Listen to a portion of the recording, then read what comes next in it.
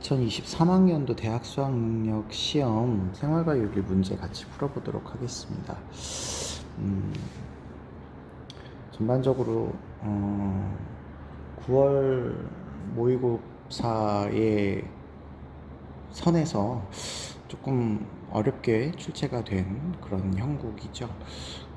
1등급 점수대가 44점, 45점 뭐 이렇게 나오고 있는 걸 보니까 조금 어렵게 출제된 것 같기는 합니다. 그래도 선생님이 봤을 때 정답을 찾기가 뭐 어려웠다든지 이런 거는 아니었는데, 꾸준히 공부를 해오신 분이라면 9월, 10월 최근 그 수능의 변화의 경향에 맞추어서 공부를 잘 했다면 그래도 좋은 결과가 있을 것 같지만, 그래도 쉽지 않은 그런 상황이었기 때문에 자세하게 잘 보고 문제를 끝까지 풀어줬어야 되는 그런 상황이지 않았나 라는 생각이 드네요. 자, 1번부터 보겠습니다. 1번이 뭐 전반적으로 원래 나오는 그런 윤리학의 분류와 관련된 문제입니다만 쉽지는 않았죠. 이것도 그렇게 뭐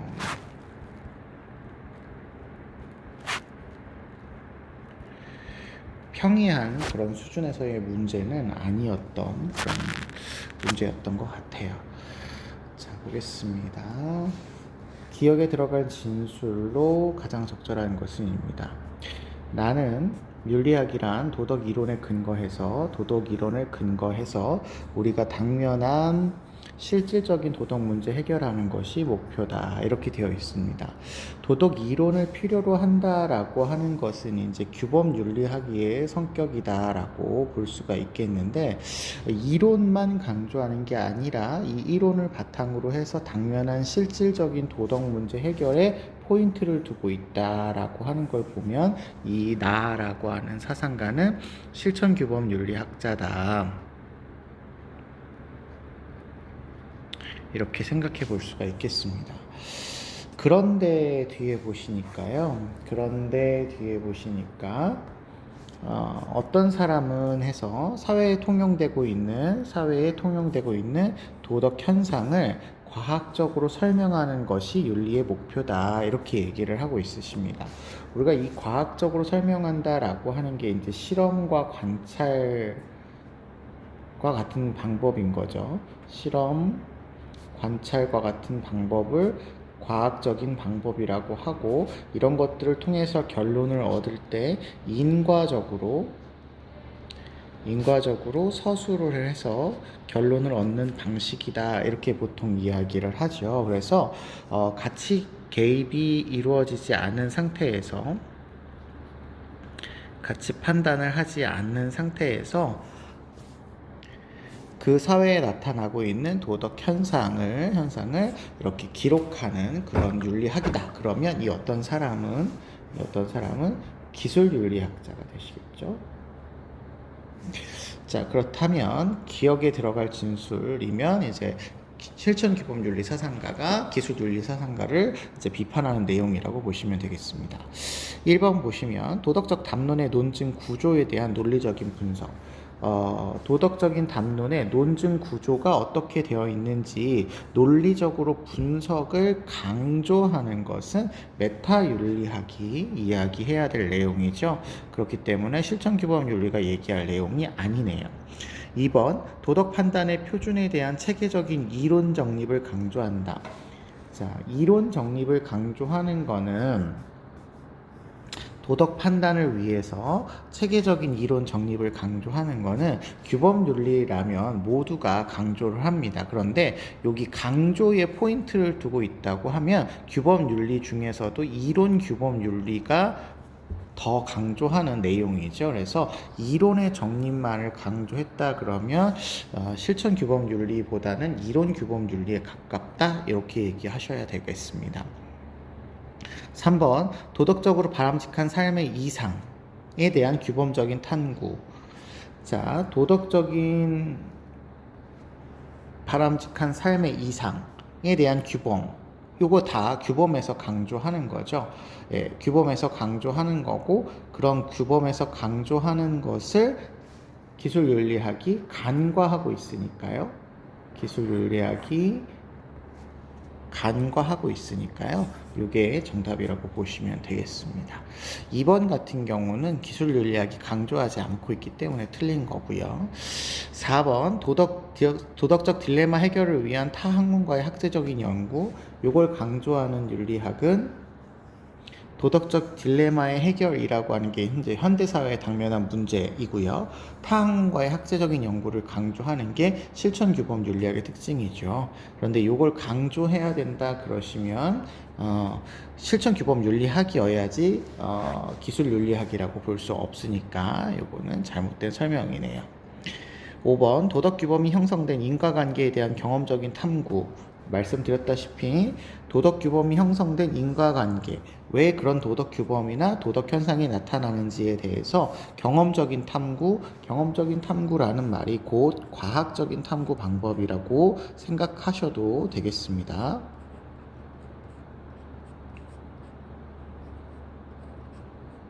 네, 요걸 이제 강조하고 있는 게 기술윤리학이죠. 그래서 간과한다라고 하시면 안 되니까요. 잘못된 설명이 되시겠습니다. 그래서 정답이 3번인데, 네. 이제 우리가 실천 기본 윤리에만 너무 이렇게 매여 있다 보면 이제 틀릴 수가 있었을 것 같아요. 뒤에 강조, 간과 요걸 이제 빠뜨리시고 해결을 하시려고 노력을 하셨다면 좀 쉽지 않았던 그런 문제일 수도 있었다라고 생각이 됩니다. 2번 보시겠습니다. 가벌의 입장으로 가장 적절한 것입니다. 이거는 이제 동양 윤리의 관점을 비교하는 거죠.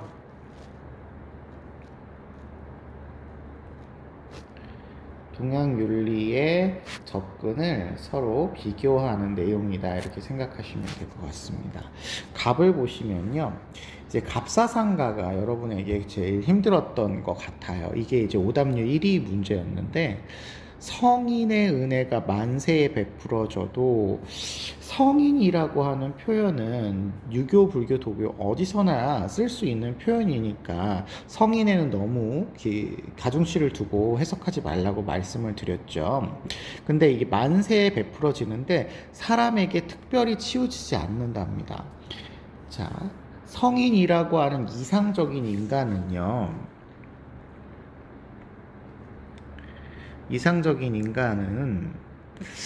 만세의 은혜를 베푸는데 사람에게만 특별하게 치우치지 않는답니다.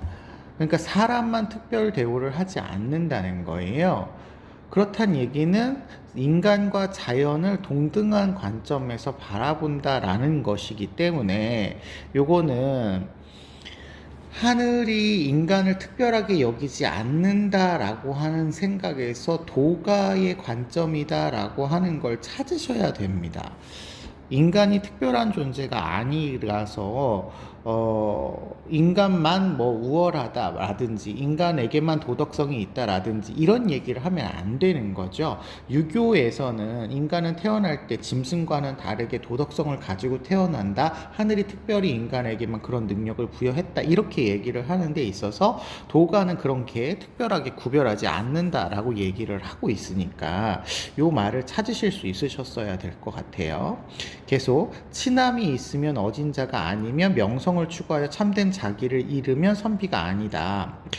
이게 선비라는 말이 나와서 조금 헷갈리셨을 것 같은데, 이 훌륭한 인격적인 어떤 완성을 이룬 사람을 이야기를 하는데, 너네가 얘기하는 어진자나 선비 같은 사람을 보면, 그 사람들이라고 하는 사람들을 보면 친함과 안 친함을 구별하고 명성을 추구하는 것을 강조하는데, 그런 것들이 참된 어진 사람, 참된 선비가 아니다라고 하는 것을 강조하는 내용이에요. 그래서 이게 도가의 내용이어야 하는데, 이게 왜 유교적인 관점으로 여러분이 파악을 하셨다면 조금 어려웠을 것 같습니다. 요 장자 선생님의 글이고요. 장자인 거는 파악하지 않으셔도 되겠지만 우리가 도가다라고 하는 것은 이야기하실 수 있으셔야 될 것 같습니다. 2번 보시면 굉장히 많이 나왔던 제시문이 나왔죠. 이것이 있기 때문에 저것이 있고 이것이 일어나기 때문에 저것이 일어난다. 이 표현은 우리가 자주 보았던 연기설을 표현한 거죠. 연기설을 표현한 겁니다. 그런데 이 법은 내가 만든 것도 아니고 다른 사람이 만든 것도 아니다. 어떤 인간에 의해서 인위적으로 만들어낸 것은 아니다. 뭐 이런 의미죠. 불교에 대한 설명이구나 라고 찾아볼 수 있을 것 같아요. 그러면 이거는 지금 불교 사상가와 도가 사상가를 비교하는 내용입니다. 도가를 보시면요. 1번 자신을 구속하는 일체의 것을 잃어버리고 자유롭게 살아라. 구속하는 일체의 것을 잃어버리고 자유롭게 살아라. 자유롭게 사는 것을 강조하죠.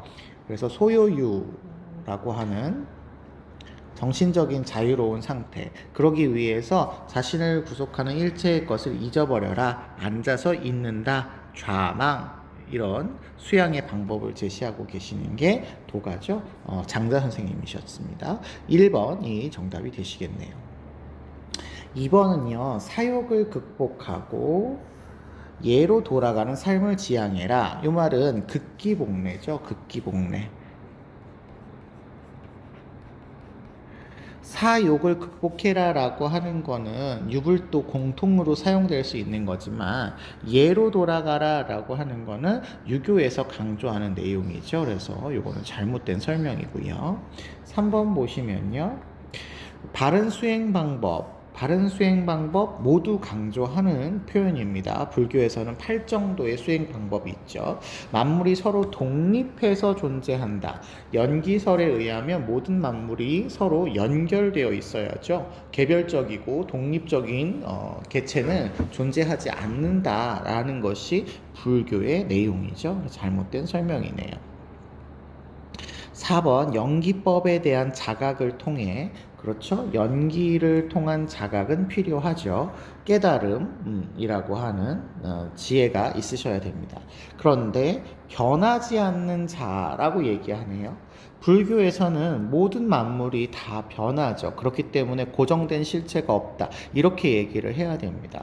연기법을 자각한 사람은 모든 만물은 변하고 고정된 실체가 없다라고 하는 것을 깨달아야 되겠죠. 그래서 잘못된 설명입니다.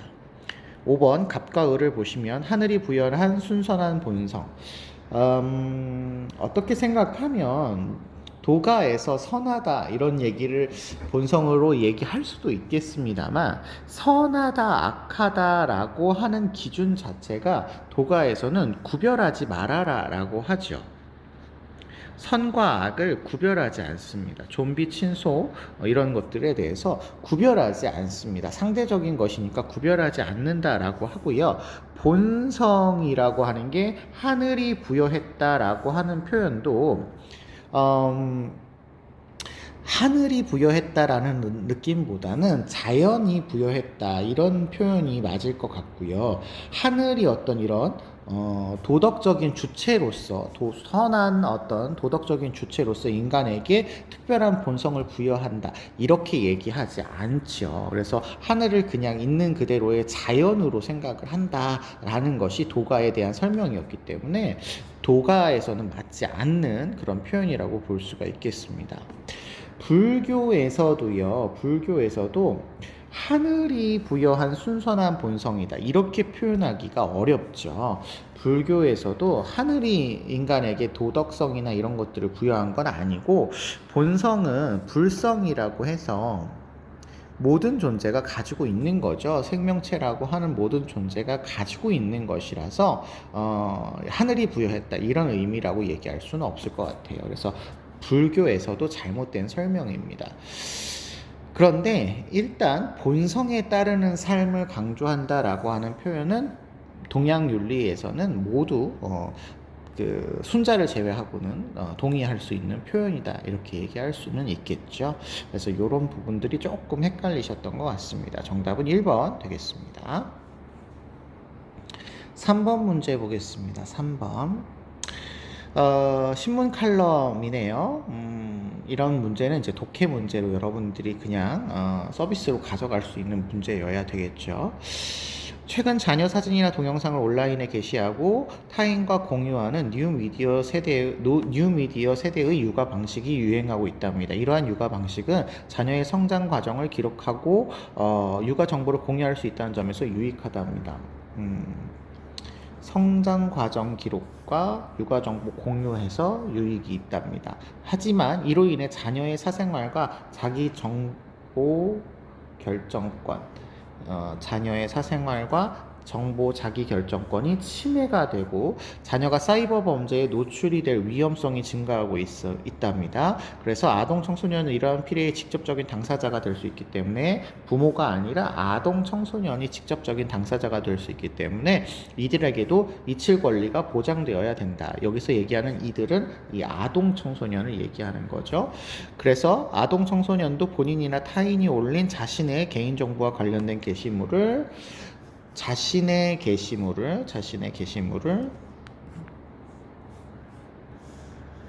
자신의 의사만으로 부모의 동의 없이 삭제해달라고 직접 요청할 수 있도록 해야 된다라고 하는 이 뒷부분을 강조하는 거죠. 우리가 보통 이러한 권리를 이칠 권리라고 하는 것을 이야기하고요. 이게 자녀와 부모의 어떤 권리에 있어서 부모의 동의가 없이도 자녀가 이렇게 이칠 권리를 주장할 수 있어야 된다라는 이야기를 강조하는 얘기입니다.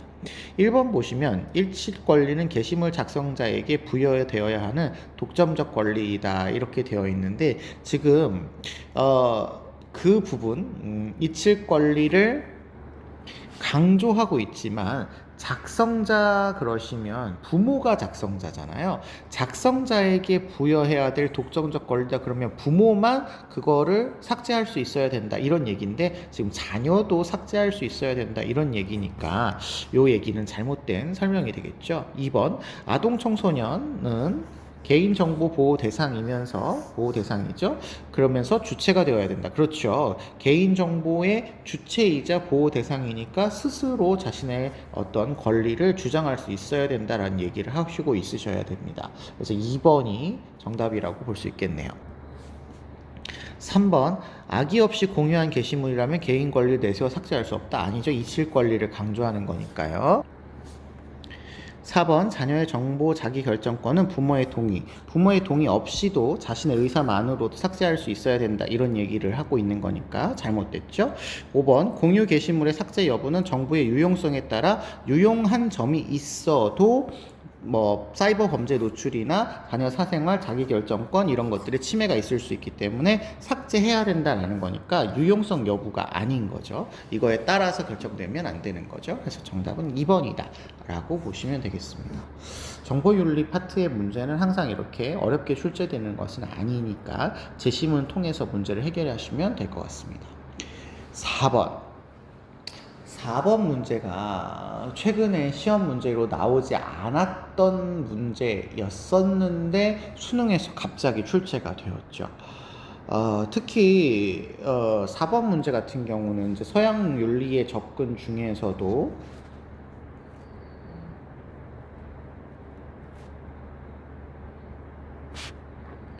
서양 윤리의 접근 중에서도 지금 덕윤리와 관련된 내용인데 이 덕윤리와 관련된 내용은 최근에는 거의 맥킨타이어 중심으로 시험 문제가 나왔었는데 지금 다른 분이 나오셨죠. 그래서 아마 이게 조금 어려웠을 수도 있을 것 같다라는 생각을 하기는 했습니다.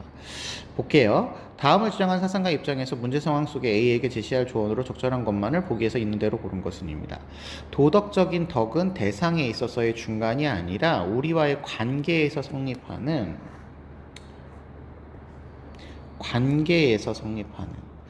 그러니까 그냥 동떨어진 그런 대상이 아니라 관계에서 성립하는 중용에 의존을 하여야 한답니다. 그러니까 상황과 맥락, 그 관계 이런 속에서 동떨어져 있는 것이 아니라 그 속에서 나타나는 중용에 의존을 한답니다. 그러니까 적절하다라고 하는 게 산술적인 중간이 아니라는 거죠. 1부터 10 중에 5가 아니라 상황과 맥락 관계에서 나타나는 가장 적절한 상태인 중용에 의존한다는 거죠.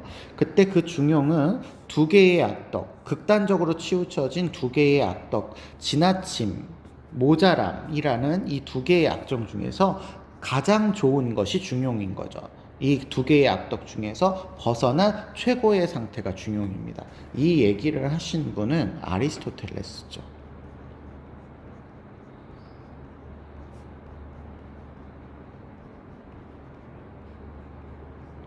아리스토텔레스입니다.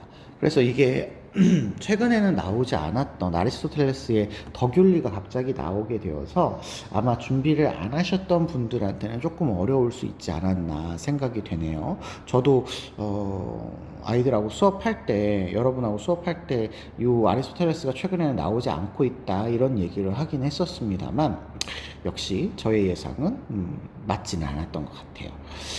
자, 문제 상황. 인성교육 전문가인 A는 아동을 바른 품성을 지닌 사람으로 기르고자 하고요. 이를 위해서 A는 인성교육 프로그램을 어떤 방향으로 개발할지 고민 중이랍니다. 자, 그러면 어쨌든 아리스토텔레스의 적용을 고르시면 되는 거죠. 아동이 인간의 고유한 본성을 실현할 수 있도록 개발해라. 덕윤리는요. 덕이 이제 아리스토텔레스에서는 두 가지로 나타나죠. 아리스토텔레스의 덕은 지적인 덕이 있고, 그리고 도덕적인 덕, 품성적인 덕이 있죠.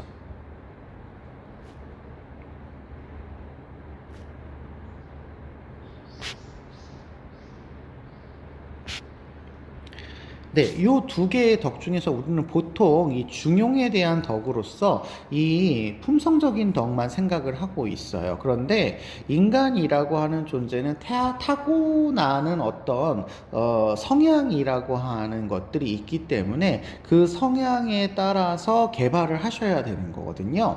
그러니까 여기 개발한다라고 하는 게 지금 후천적인 노력인 거예요.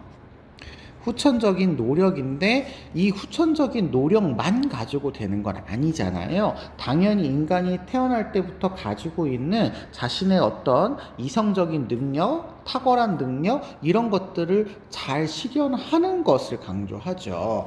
도토리라고 하는 게 참나무가 될 수 있는 가능성을 지니고 있어야 되잖아요. 그리고 나서 후천적인 노력으로 햇빛이나 뭐 영양분이나 물이나 이런 것들이 이제 필요로 한다라는 것을 강조하신 게 아리스토텔레스이잖아요. 그러니까 본성적인 측면을 개발을 하지 않으면 안 되는 거예요. 그래서 이 두 개가 함께 조화를 이루어야 되기 때문에 본성적인 측면의 개발이 있어야 된다라는 설명을 하셔야 되는 거죠. 후천적인 것만 너무 강조하다 보면 안 되니까요.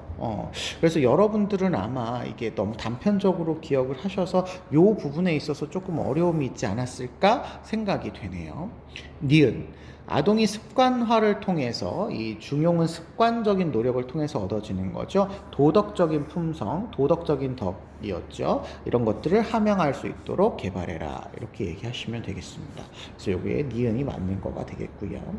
디귿 보시면 아동의 행복이 곧 옳고그름에 대한 알밈을 알도록 개발해라. 사실 요거 조금 어려울 수 있는데 아리스토텔레스 선생님은 행복을 추구하는 사람입니다. 그렇기 때문에 이 덕이 있는 삶을 통해서 행복을 얻을 수가 있어요. 특히 인간의 최종적이고 궁극적인 목적이 행복이잖아요. 그러면 이 행복한 삶을 살아가기 위해서는 지적인 덕, 즉 알미라고 하는 게 필요는 합니다. 근데 안다고 해서 모두 행복하냐가 아니라 이 알을 꾸준한 노력 실천을 통해서 완성을 해 나가야 되는 거예요. 그래서 옳고 그름에 대한 알미 곧 행복이냐는 사실은 아닌 거죠. 아닌 거죠. 행복하기 위해서는 알미 있어야 되지만 그 알을 꾸준한 노력으로 실천을 하셔야지만 행복이 이루어지게 됩니다. 이런 걸 우리가 실천적 지혜라고 하죠. 실천적인 지혜를 가지고 이런 꾸준한 노력을 하셔야 되는 거예요. 그러니까 곧 알미다 이렇게 얘기하시면 이거는 아리스토텔레스에 대한 설명은 아니고요. 우리 윤사에서 나오는 소크라테스 선생님의 지덕복 합일설에 해당하는 내용입니다. 조금 우리 생윤하는 친구들은 아리스토텔레스를 이렇게 자세하게 안 하셨을 수 있기 때문에 헷갈리셨을 수 있을 것 같아요. 그런데 선생님이 이거 진도 나갈 때 아리스토텔레스 이야기 하시면서 말씀을 드리기는 했어요. 그리고 우리 교재에도 설명은 되어 있고, 그래서 파악하셨던 분이라면 뭐 문제를 풀 수 있지 않았을까 생각은 되는데요. 조금 어려웠을 수 있을 것 같습니다. 리을. 아동이 어떤 상황에서도 두려움의 감정을 갖지 않는 용기 있는 사람이 되도록 개발하세요. 저는 이 선지가 너무 좋은 선지 같은데요. 아리스토텔레스에 있어서의 중용은 어떤 대상에서의 중간이 아닙니다. 즉, 두려움을 갖지 말아라 라고 하는 게 용기로 바로 연결되지 않는다는 얘기예요. 두려움을 감정을 갖지 않는 게 곧 용기가 아니라요. 두려워해야 할 때 두려워하고 두려워하지 말아야 할 때 두려워하지 말아야 되는 거죠. 그러니까 이게 산술적인 중간이 아니라는 거예요. 두려움의 감정을 갖지 말아라 라는 게 중용이 아닌 거죠. 상황에 따라서, 관계에 따라서, 여기 위에도 관계에 따라서 이렇게 되어 있잖아요. 맥락에 따라서 왔다 갔다 하면서 가장 적절한, 극단으로 치우치지 않는 적절한 상태를 가져야 되는 거죠. 그러니까 두려움의 감정을 전혀 갖지 않으면 정말 무모할 수 있는 사람인 거죠. 그래서 적절하게 최고의 상태를 가져야 되는 것이라서 갖지 않는 그러시면 이거는 틀리게 되는 겁니다. 그래서 아마 선생님이 수업 시간에는 절제나 용기나 지혜가 너무 무식한 것과 너무 많이 아는 것, 자만한 것 사이에 가장 적절한 상태고, 용기도 너무 용기가 없어가지고 비겁한 것과 너무 용기가 많아가지고 만용한 것 사이에서 가장 적절한 상태. 절제 같은 경우는 너무 안 써서 인색한 것과 너무 많이 써서 낭비하는 것 사이에 가장 적절한 상태. 이렇게 얘기를 했단 말이에요. 그래서 무조건 두려움을 갖지 않는 게 용기다, 이렇게 얘기할 수는 없습니다. 그래서 정답은 1번 이렇게 찾으시면 될 것 같아요. 아리스토텔레스를 조금 익숙하게 하지 않으셨다면 조금 어려울 수 있는 그런 문제였었을 것 같습니다. 5번 보시면 토론의 핵심 쟁점입니다. 토론의 핵심 쟁점은 역시 뭐 지혜를 물어보는 것은 아니고, 여기 나와 있는 내용들을 잘 파악하셔서 문제를 푸시면 되죠. 보니까 우생학 관련이네요. 우생학 관련해서 나왔다라는 건 이 제시문은 생명윤리와 관련된 문제구나, 이렇게 생각해 볼 수 있을 것 같습니다. 자, 보시자면 과거 갑입니다. 우생학은 국가의 특정한 목적을 위해서 개인의 자유를 침해했기 때문에 금지가 되었습니다. 하지만 개인의 자유로운 선택을 존중하는 우생학은 허용되어야 된답니다. 개인의 자유로운 선택을 존중하는 우생학은 허용되어야 된다라는 입장이시네요. 그랬는데 을이 동의한답니다. 개인의 자유로운 선택을 전제한다면 개인은 자신뿐만 아니라 자녀의 치료 목적의 소극적 우생학을, 물론 자질 강화를 위한 적극적 우생학의 권리도 지닙니다. 이렇게 얘기를 하고 있으십니다. 그래서 자유로운 것을 전제해야 된다라고 하는 것은 공통점인데요. 이제 여기서 나누어지게 되네요. 자녀에 대한 치료 목적의 소극적 우생학도 허용되어야 되고, 자질 강화를 위한 적극적인 우생학도 허용해야 된다. 을은 이렇게 얘기를 하고 계시네요. 그랬더니 갑은 개인은 자신에 대한 그러한 권리를 모두 지니는데 소극적인 우생학과 달리 소극적인 우생학은 허용을 한다라는 거겠죠. 소극적인 우생학과 달리 유전적인 개입을 통해서 자녀의 삶을 특정 방향으로 유도하려는 적극적인 우생학은 자녀의 자율성을 침해하기 때문에 금지된다. 자유로운 것은 허용해야 되는데 적극적인 우생학은 갑의 입장에서는 자율성을 침해하기 때문에 금지되어야 된다, 이렇게 얘기를 한답니다. 그랬더니 을은 그렇지 않습니다. 인간의 삶의 방향은 유전자, 환경, 노력 등의 복합적인 상호작용으로 결정되기 때문에 자녀에 대한 적극적인 우생학이 자녀의 자율성을 침해한다라고 단정지어서 얘기할 수 없다, 이렇게 얘기를 하시네요. 네, 이렇게 얘기하시네요. 자, 그렇다면 결국에 이 적극적인 우생학이 자율성을 침해하는 것이냐, 그렇지 않는 것이냐 따라서 그 적극적인 우생학을 허용할 거냐, 말 거냐가 논의의 어떤 주제가 되어야 되겠죠. 자, 1번 보시면 유전적인 개입으로 유전 질환을 치료하는 것을 허용해도 되느냐? 즉 일단은 여기 치료 목적의 소극적 우생학은 둘 다 허용을 하고 있으니까 이거는 토론의 주제라고 볼 수가 없죠. 둘 다 허용을 하고 있으니까요. 2번 개인은 자기 자신에 대한 적극적 우생학의 권리를 지니느냐? 적극적인 우생학에 대한 권리는 자기 자신에 대해서 여기 개인의 자유로운 선택을 전제한다면 개인은 자신뿐만 아니라 권리를 지닌다라고 하는 거에 동의를 한다고 되어 있잖아요. 여기 밑에도 권리를 모두 지닙니다라고 하는 거에 동의를 되어 있으니까 갑도 을도 권리 측면에서 자기 자신에 대해서는 권리가 있다 이렇게 얘기를 하고 있으십니다. 3번 자녀의 자율성을 침해하지 않는 유전적 개입은 허용해도 되는가 라고 했을 때 침해하지 않는 유전적 개입은 예를 들어서 소극적 우생학 같은 경우는 둘 다 허용한다 이렇게 얘기를 하셔야 되니까 이것도 토론의 주제라고 얘기할 수 없겠죠. 4번 자녀의 능력 향상을 위해 부모가 자녀의 유전자에 개입해도 되는가. 여기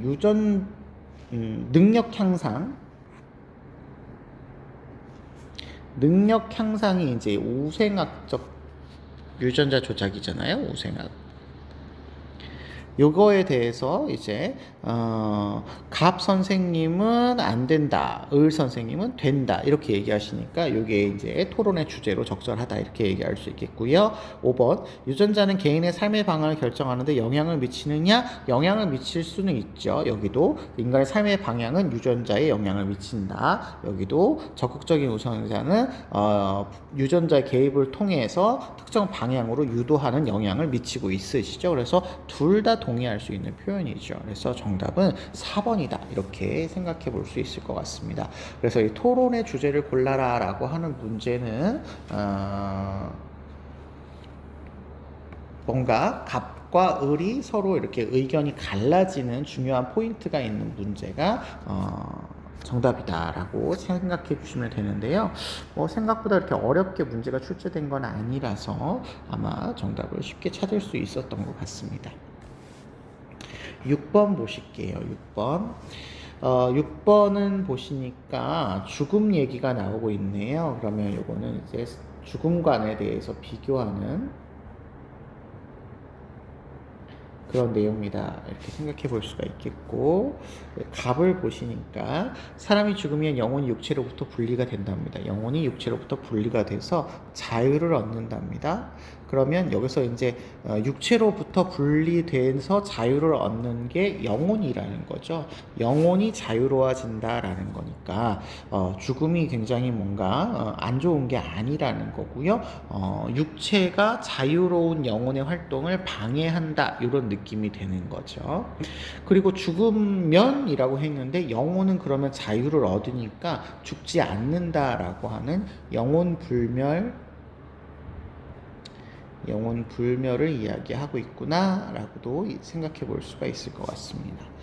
죽음이 다가올 때 죽기를 주저하는 사람은 분명히 지혜를 사랑하는 자가 아니랍니다. 그러니까 여기 자유를 얻게 되면 지혜를 얻게 되기 때문에 죽음을 두려워할 필요가 없다. 주저하지 말아라 이런 얘기고요. 육신을 사랑하는 자인 동시에 부나 명예를 사랑하는 자임에 틀림이 없다. 그렇죠. 그래서 요거는 영혼 불멸설과 죽음 이후에 참된 세계인 이데아 세계의 지혜를 얻게 된다라고 생각해야 하는 그 플라톤 선생님의 이야기가 되시겠습니다.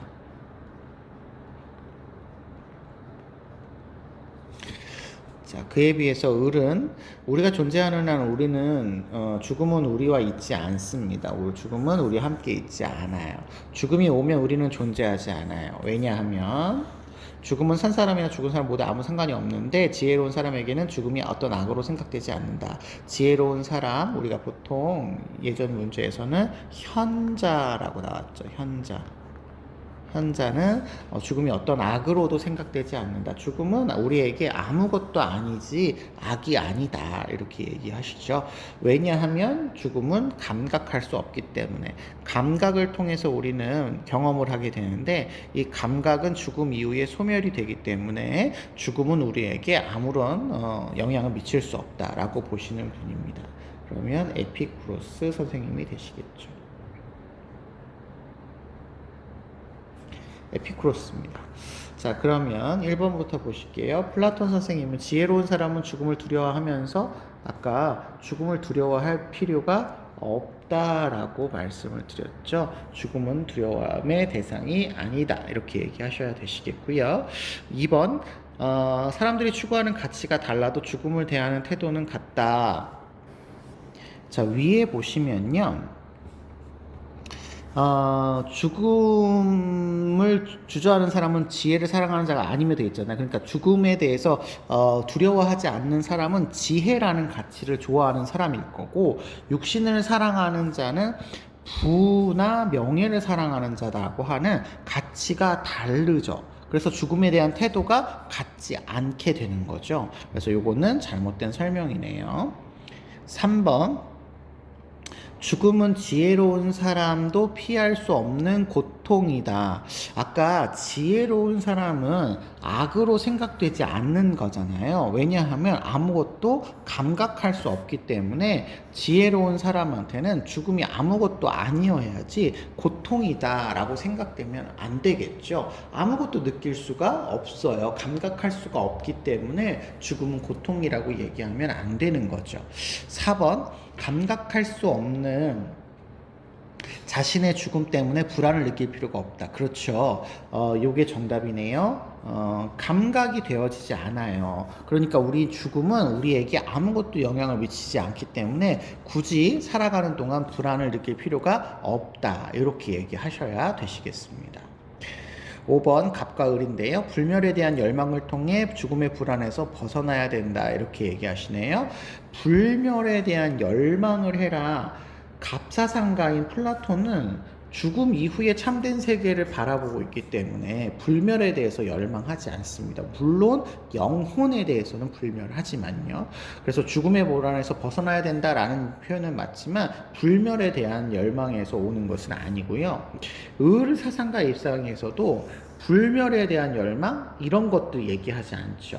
불멸에 대한 열망에서 벗어나라. 죽음은 우리에게 아무것도 아니기 때문에 불멸에 대한 어떤 열망에 사로잡혀서 인생을 고통스럽게 살기보다는 긍정적이고 쾌락을 추구하는 삶을 살아라. 이런 얘기를 하시고 있으시죠. 그래서 갑사상가와 을사상가 모두가 동의하지 않을 그런 내용이다. 이렇게 생각하셔야 되겠습니다.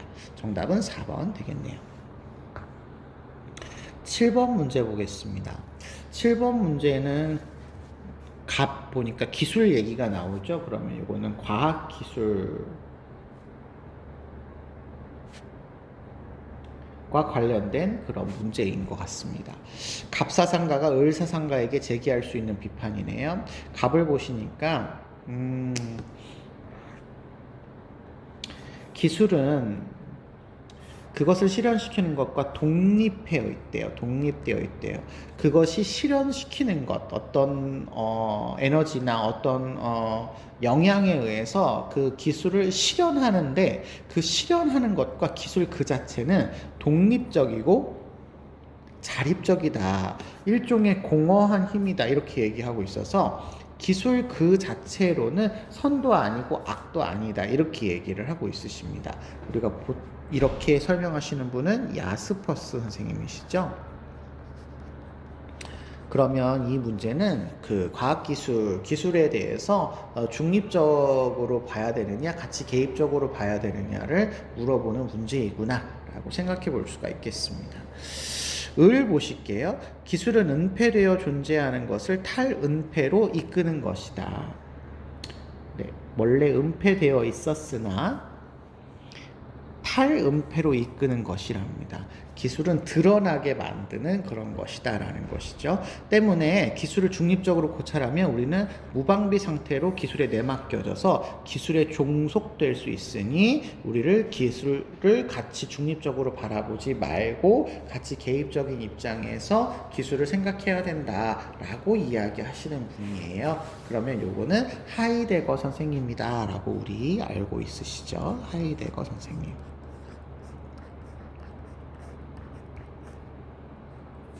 네. 자, 그렇다고 한다면 1번입니다. 아무것도 아니다라는 야스퍼스가 하이데거를 비판하셔야 돼요. 1번. 인간의 개입이 없어도 기술이 인간에게 해악을 끼칠 수 있다. 인간의 개입이 없다면 기술 그 자체는 독립적이고 아무것도 아닌 공허한 힘이에요. 그러니까 해악을 끼칠 수 있다라고 얘기하지 않겠습니다. 그 다음에 2번 기술의 지배에서 벗어나도록 기술의 본질을 고찰해야 된다. 이 말은 사실은 하이데거가 할 수 있는 말이고 야스퍼스는 기술 그 자체가 인간을 지배한다 이렇게 얘기하지 않죠. 기술의 본질은 공허한 힘이고 그것을 사용하는 인간에 의해서 기술이 좋게도 혹은 나쁘게도 사용될 수 있다 이렇게 얘기하셔야 되겠습니다. 3번 기술을 어떻게 이용할지에 대한 윤리적인 성찰이 불필요하다. 이용하는 거는 인간이 이용하는 겁니다. 그렇기 때문에 인간이 이용할 때는 어떻게 이용할지에 대해서 성찰을 해야 되는 거죠. 기술 그 자체에 대해서는 같이 중립적으로 바라보라는 것이지 기술을 이용하고 활용할 때는 같이 중립이나 같이 개입이나 윤리적인 성찰이 있어야 된다. 이런 얘기를 해야 되겠죠. 4번 기술이 인간의 설정한 목적을 달성하기 위한 것일 뿐. 요 표현은 인간이 설정한 목적 달성을 위한 것이라는 건 기술은 인간 목적 달성을 위한 수단이다라는 것이죠.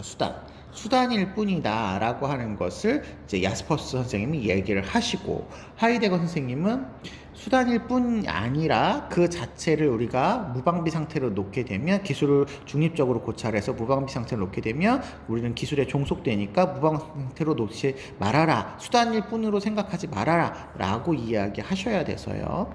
하이데거 선생님은 이렇게 표현하지 않는다 라고 보셔야 되겠죠. 그러면 이게 정답이구나 찾을 수 있겠습니다. 5번 기술은 사물의 참모습을 밖으로 드러내주는 것. 야스퍼스는 기술이 공허한 힘이지 참모습을 밖으로 드러내주는 것 이런 표현 하지 않고요. 하이데거 선생님이 이런 표현을 하고 있으시죠. 은폐되어 있는 걸 탈은폐로 이끌어준다 이렇게 얘기를 하시니까 그러니까 이것도 잘못된 설명이다 라고 볼 수 있겠습니다. 그럼 정답은 4번이 되시겠네요. 8번 보시니까 다문화 정책이 나오네요. 그러면 요거는 이제 다문화와 관련된 설명이구나 라고 하는 것을 생각해 보시고 문제를 풀어주실 수 있겠습니다. 가상편지 내용도 보통은 이 가상편지 안에 다 설명이 나와 있죠. 지난번 의뢰해 주신 귀국의 다문화 정책 추진 방향에 대해 답변을 드리고자 합니다. 귀국에서는 외국인과의 혼인 및 외국인 노동자의 이주가 증가하면서 이주민 노동자와 기존 문화 간의 갈등이 발생하고 있습니다. 이러한 갈등을 해소하기 위해서 다양한 문화를 주류 문화 속에 주류 문화 속에 융합하여 하나의 문화를 형성하는 정책 여기까지를 우리가 뭐라고 하냐면 동아주의라고 하죠. 동아주의 정책인데 요게 아니라 다양한 문화가 조화를 이루며 평등하게 공존하는 문화 정책을 가져야 된다. 다양한 문화가 조화를 이루며 평등하게 공존할 수 있는 정책을 추진해야 된답니다.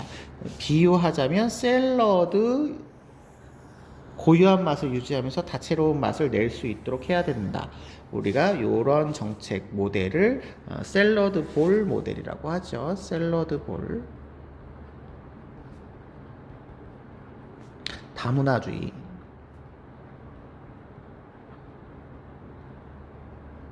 정책 모델이라고 합니다. 자, 그렇죠. 이러한 정책이 각각의 문화의 특수성을 존중하면서 자유평등 정의와 같은 보편적인 가치를 실현하는 데 기여할 수 있기 때문이라고 보고 있네요. 자, 그러면 샐러드 볼 모델과 같은 문화 정책을 수립해라 이런 얘기인 거죠. 그렇다면 1번 이주민 문화를 주류 문화에 편입시켜서 사회 결속력을 강화해야 된다. 이런 얘기를 하신다면 요거는 주류 문화에 이주민 문화를 편입시켜라. 다른 말로 동화시켜라. 이런 얘기라고 볼 수 있으니까 동화주의에 대한 설명이네요. 2번 보편윤리를 실현하기 위해 각 문화의 특수성을 배제해라. 아니죠. 특수성을 존중해라. 이렇게 얘기하셔야 되겠죠. 다문화주의 정책은 개별적인 어떤 문화의 정체성을 존중하고 있으십니다. 3번 문화 간의 갈등이 발생하지 않도록 동화주의 정책 아니고요. 추진하지 말아라. 아니라 라고 표현을 하고 있으시니까요. 4번 주류 문화의 우위를 전제로 비주류 문화의 고유성을 존중해라. 이게 비주류 문화도 고유성을 존중해라 라고 해서 뭔가 다문화주의 같지만 이 샐러드 볼 모델은요, 다양한 문화를 주류나 비주류로 나누지 않고 평등하게 바라봅니다. 평등하게. 그래서 주류, 비주류라는 것을 구분하지 말아라 라고 이야기하시죠. 그래서 이거 잘못된 것이라고 볼 수 있겠고요. 5번 문화의 다양성을 인정합니다. 그러면 요거 맞는 설명이네요. 문화의 다양성을 인정을 하면서 문화의 역독성을 증진해라. 문화가 발전할 수 있도록 해라. 그러면 이게 정답이라고 보시면 되겠네요. 네. 그래서 5번이 정답인데 요 이제 문화 정책 문제도 최근 안 나오시다가 이렇게 나왔는데 보통 이렇게 나오시면 굉장히 쉬운 그런 문제로 등장을 하시니까 아마 대부분은 다 수월하게 맞췄을 걸로 생각이 됩니다. 자, 9번 보실게요. 9번을 보시니까 을에서 소유 권리론 나오고 기회균등의 원칙, 차등의 원칙이 나오는 거 보면 요거는 롤스와 노직을 비교하시는 분배정의 문제구나 라고 생각해 볼 수 있을 것 같습니다. 금방 말씀드렸다시피 갑을 보시면요, 기본적인 자유는 체제 모든 사람들한테 평등하게 보장되어야 된다. 이게 첫 번째 원칙이죠. 두 번째 원칙이 뒤에 나오네요. 공정한 기회균등의 원칙과 차등의 원칙. 그래서 이거 정의의 원칙을 이야기하시고 계시는 롤스 선생님의 주장이라고 볼 수가 있겠습니다. 그에 비해서 을을 보시니까 분배 정의에 있어서 소유 권리론은 역사적이다. 역사적인 소유 권리론 이야기하고 있고 때문에 과거의 상황이나 사람의 과거 행위가 그 사물에 대한 소유 권리나 응분의 자격을 낳는다. 이렇게 얘기하고 계셔서 이게 노직 선생님이다 라고 금방 찾을 수 있을 것 같습니다.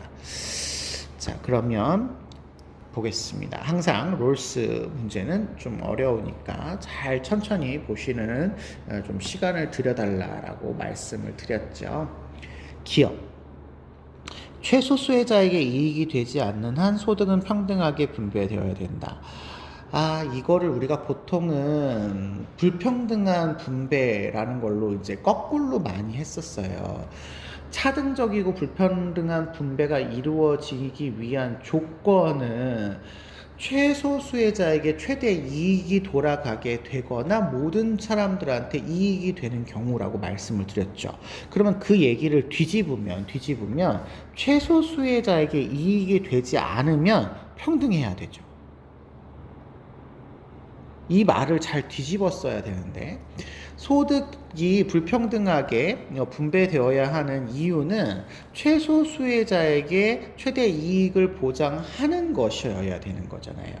그래서 모든 사람들에게 이익이 되어지는 결과를 나타날 때 이렇게 불평등하게 분배가 될 수 있는데 만약에 최소 수혜자에게 이익이 되지 않는다면 불평등하게 분배가 되어야 되겠습니다. 그래서 이 말이 이제 뒤집은 거다 이렇게 생각을 하셔서 정답으로 체크를 하실 수가 있으셔야 되겠고요. 니은 기본적 자유들이 상충하더라도 자 롤스에 있어서 기본적 자유는 상충할 수 있어요. 자유, 평등 뭐 이런 것들이 이제 상충할 수 있죠. 근데 하더라도 그 기본적 자유는 서로 균등하게 보장되어야 된대요. 무조건 균등하게 보장되어야 되느냐? 아니죠. 상충하게 되면 사실은 더 좋은, 더 큰 이런 자유를 위해서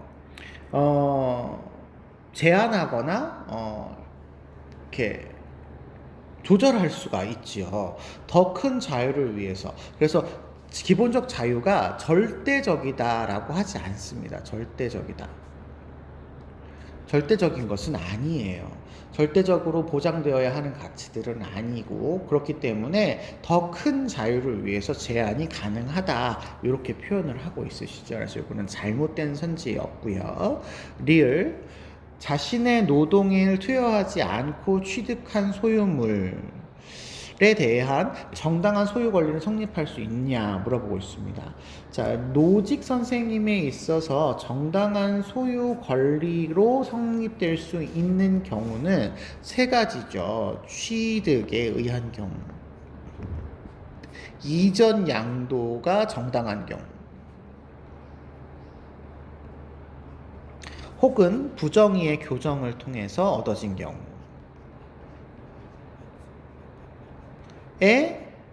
우리가 정당한 소유 권리가 생겨나게 됩니다. 그러면 노동을 투여하지 않고 취득한 소유물, 요거죠. 요거 노동을 투여하지 않고 취득한 소유물. 노동을 투여하지 않고 취득을 했어. 취득을 했는데 노동을 투여하지 않았다. 그러면 이런 것들이 있을 수가 있는 거네요. 그러면 정당한 소유 권리가 성립되는 경우가 있을 수 있죠. 있죠. 내가 노동을 하지 않았어요. 양도 받았어요. 그러면 내 거죠.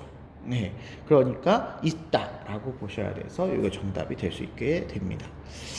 그 다음에 리을이네요. 능력에 따른 분배는 정의의 원칙에 어긋날 수 있다. 자, 이거는 제가 수업 시간에 말씀을 드렸던 것 같은데, 이 두 사람 모두, 롤스나 노직 모두 절차적 정의를 강조하고 계시는 분입니다. 절차적 정의를 강조하고 계신 분이라서 어떤 결과를 가지고 분배하는 것에는 반대를 하거든요. 롤스 선생님에 있어서 능력에 따른다라고 하는 거는 일단 그 능력이라고 하는 것이 어떠냐에 따라서 무조건 분배를 한다는 거예요. 근데 그렇게 되다 보면 능력이 없는 사람, 능력이 많은 사람, 이런 것들에 대한 차이가 생길 수 있기 때문에 그런 최초의 상황에서 모두가 평등하다라고 하는 걸 가정하지 않아서 이런 경우는 정의에 어긋난다, 이렇게 말씀드렸죠. 이것을 기준으로 분배하면 안 되는 거잖아요. 노직 선생님에 있어서도 능력에 따라서만 분배한다? 이거 아니라고 말씀을 드렸습니다. 능력에 따라서 뿐만 아니라 취득, 이전, 양도, 이런 것들이 다 뒷받침이 되어서 분배를 해야 되죠. 그래서 능력이 많은 사람한테 무조건 많이 가는 게 아니라 그 능력이 많은 사람이어도 그 사람이 그 소유 권리를 얻게 되는 역사적인 과정이 어땠느냐를 기준으로 해서 능력이 없는 사람에게도 돌아갈 수 있고 능력이 있는 사람에게도 돌아갈 수가 있어요. 그래서 능력을 무조건 기준으로 분배하는 것은 정의에 어긋난다라고 두 사람 모두가 얘기할 수 있으니까 리을도 맞는 선지가 되겠죠. 그러면 정답이 지금 5번이 되셔야 될 것 같습니다. 아마 조금 어려웠을 문제인데 글쎄요. 10번 보겠습니다. 10번은 보시면 우리가 전통적으로 어렵게 문제가 출제되었던 자연과 윤리 관련된 문제라는 거 알 수 있겠네요. 그 중에서도 갑을 보시니까 인간과 마찬가지로 다른 생명체도 다른 생명체라고 되어 있습니다. 생명체 그러면 인간, 동물, 식물까지를 이야기하고요. 목적론적 삶의 중심이다 나오셨네요. 그러면 이 사람은 테일러구나 라고 우리가 금방 알 수 있겠습니다. 그래서 그 존재들은 각각의 고유한 방식으로 고유한 선을 향해 나아가고 있다, 이런 얘기를 하고 계시네요. 테일러 선생님 맞으시고요. 을을 보시니까 인간에 대한 인간 의무 외에는 다른 의무가 없어요. 인간은 인간에 대한 의무만 지니고 다른 의무는 없어요. 그러면 동물에 대한 의무 없는 거예요. 무조건 인간에 대한 의무만 있는 거죠. 인간이 갖고 있는 다른 존재와 관련된 의무를 다른 존재에 대한 의무로 혼동해서는 안 된다. 인간이 갖고 있는 다른 존재와 관련된 의무는 그러니까 이거는 다른 존재에 대한 의무가 아닌 인간에 대한 의무라는 거죠. 인간에 대한 의무라는 거죠. 그 다른 존재에 대한 의무가 아니라는 거예요. 그러니까 오직 인간만 의무의 대상이다 이렇게 얘기하시는 분이니까 요거 칸트 선생님이십니다. 칸트. 병씨를 보시면요. 인간이 육식을 위해서 동물을 죽인다든지 이런 관행은 동물의 이익을 침해한답니다. 인간을 위해서. 우리는 이익평등 고려 원칙에 따라 이러한 관행을 막아야 될 도덕적인 의무가 있답니다. 그러시면 요거는 동물의 이익을 인간의 이익과 동등하게 고려해야 한다라고 보시는 평등하게 고려해야 된다라고 보시는 싱어 선생님의 입장이 되시겠죠. 그러면 병씨는 싱어고요. 그리고 을씨는 칸트고요.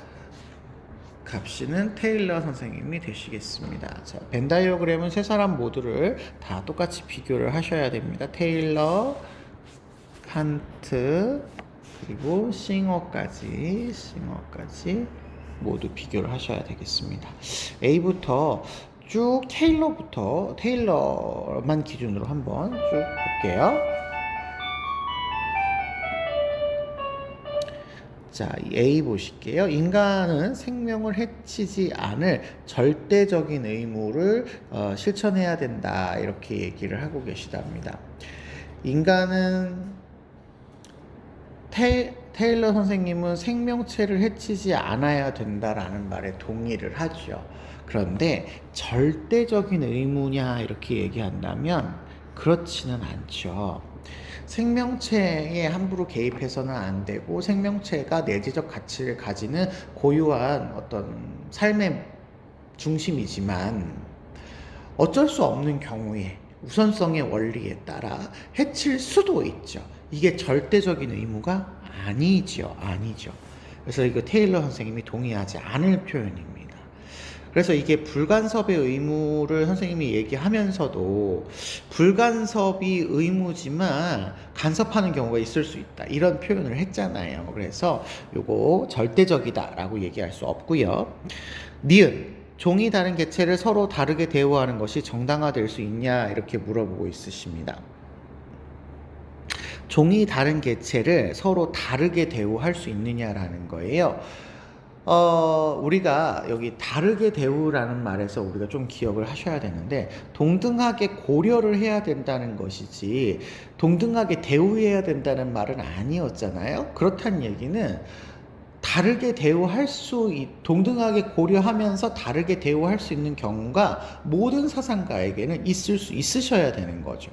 그래서 다르게 대우하는 것이 정당화될 수 있는 경우는 있을 수 있다라고 사실은 모든 사상가가 동의할 수 있는 내용입니다. 디귿 인간에 대한 의무의 근거가 동물에 대한 의무를 정당화할 수 있느냐. 테일러 선생님의 경우에는 인간, 동물, 식물까지 인간에 대한 의무가 있으니까 동물에 대한 의무는 인간에 대한 의무야 라고 얘기할 수 있으셔야 되겠죠. 정당화될 수 있다라고 볼 수 있겠죠. 리을 인간이 아닌 감각이 없는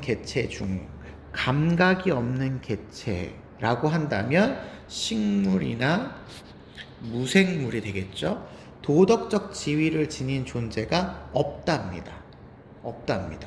테일러 선생님의 입장에서는 식물이 들어가죠. 식물이 들어가기 때문에 없다 그러시면 틀리게 되죠. 네. 이렇게 우리가 테일러를 살펴보았고요. 칸트로 넘어가겠습니다. A 볼게요. 다시 인간은 생명체를 해치지 않을 절대적인 의무가 있다. 인간 중심주의자인 칸트는 인간의 이익이나 인간의 목적을 위해서 다른 생명을 해칠 수 있죠. 있죠. 상관이 없습니다. 다만 인간의 도덕성 발전에 영향을 주는 것을 방지하기 위해서 무자비하게 대한다든지 뭐 이런 부분들에 대해서 간접 의무가 있는 것이지 직접적으로 절대적으로 무조건 다른 생명체를 해치지 말아야 된다 이렇게 얘기하지 않습니다. 니은 종이 다른 개체를 서로 다르게 대우하는 것 정당화될 수 있다. 아까 말씀드렸다시피 정당화될 수 있는 경우는 이게 다르게 대우니까요. 존중해야 된다에서 고려해야 된다 이런 표현이 아니라 대우해야 된다는 거니까 이 말들은 성립하는 경우가 없다 이렇게 보시면 돼요. 그래서 칸트의 경우는 당연히 다르게 대우해도 되죠. 인간님만이 우월하니까 종이 달라도 다르게 대우할 수 있습니다. 디귿 아마 이게 이제 칸트를 물어보는 건데요. 동물에 대한 의무는 아까 위에서도 봤지만 다른 존재와 관련된 의무는 없어요. 인간에 대한 의무만 있는 것이지 다른 존재에 대한 의무는 없습니다. 그러니까 이 의무가 정당화되지 않는다 이렇게 생각하셔야 돼요. 인간의 간접 의무인 것이지 다른 동물에 대한 의무가 아니다라고 하는 것을 꼭 기억해 주셔야 되겠습니다. 리을 인간이 없는 감각이 없는 개체 중에서 인간이 아닌 감각이 없는 개체 중에서 도덕적 지위를 지니는 존재는 없다. 그렇죠. 칸트는 인간만 도덕적 지위를 지니니까요. 감각이 있든 감각이 없든 인간이 아닌 존재 중에서 도덕적 지위를 지니는 존재는 없습니다. 그래서 칸트는 동의할 수 있겠다. 이렇게 볼 수가 있겠습니다. 그 다음에 싱어 볼게요.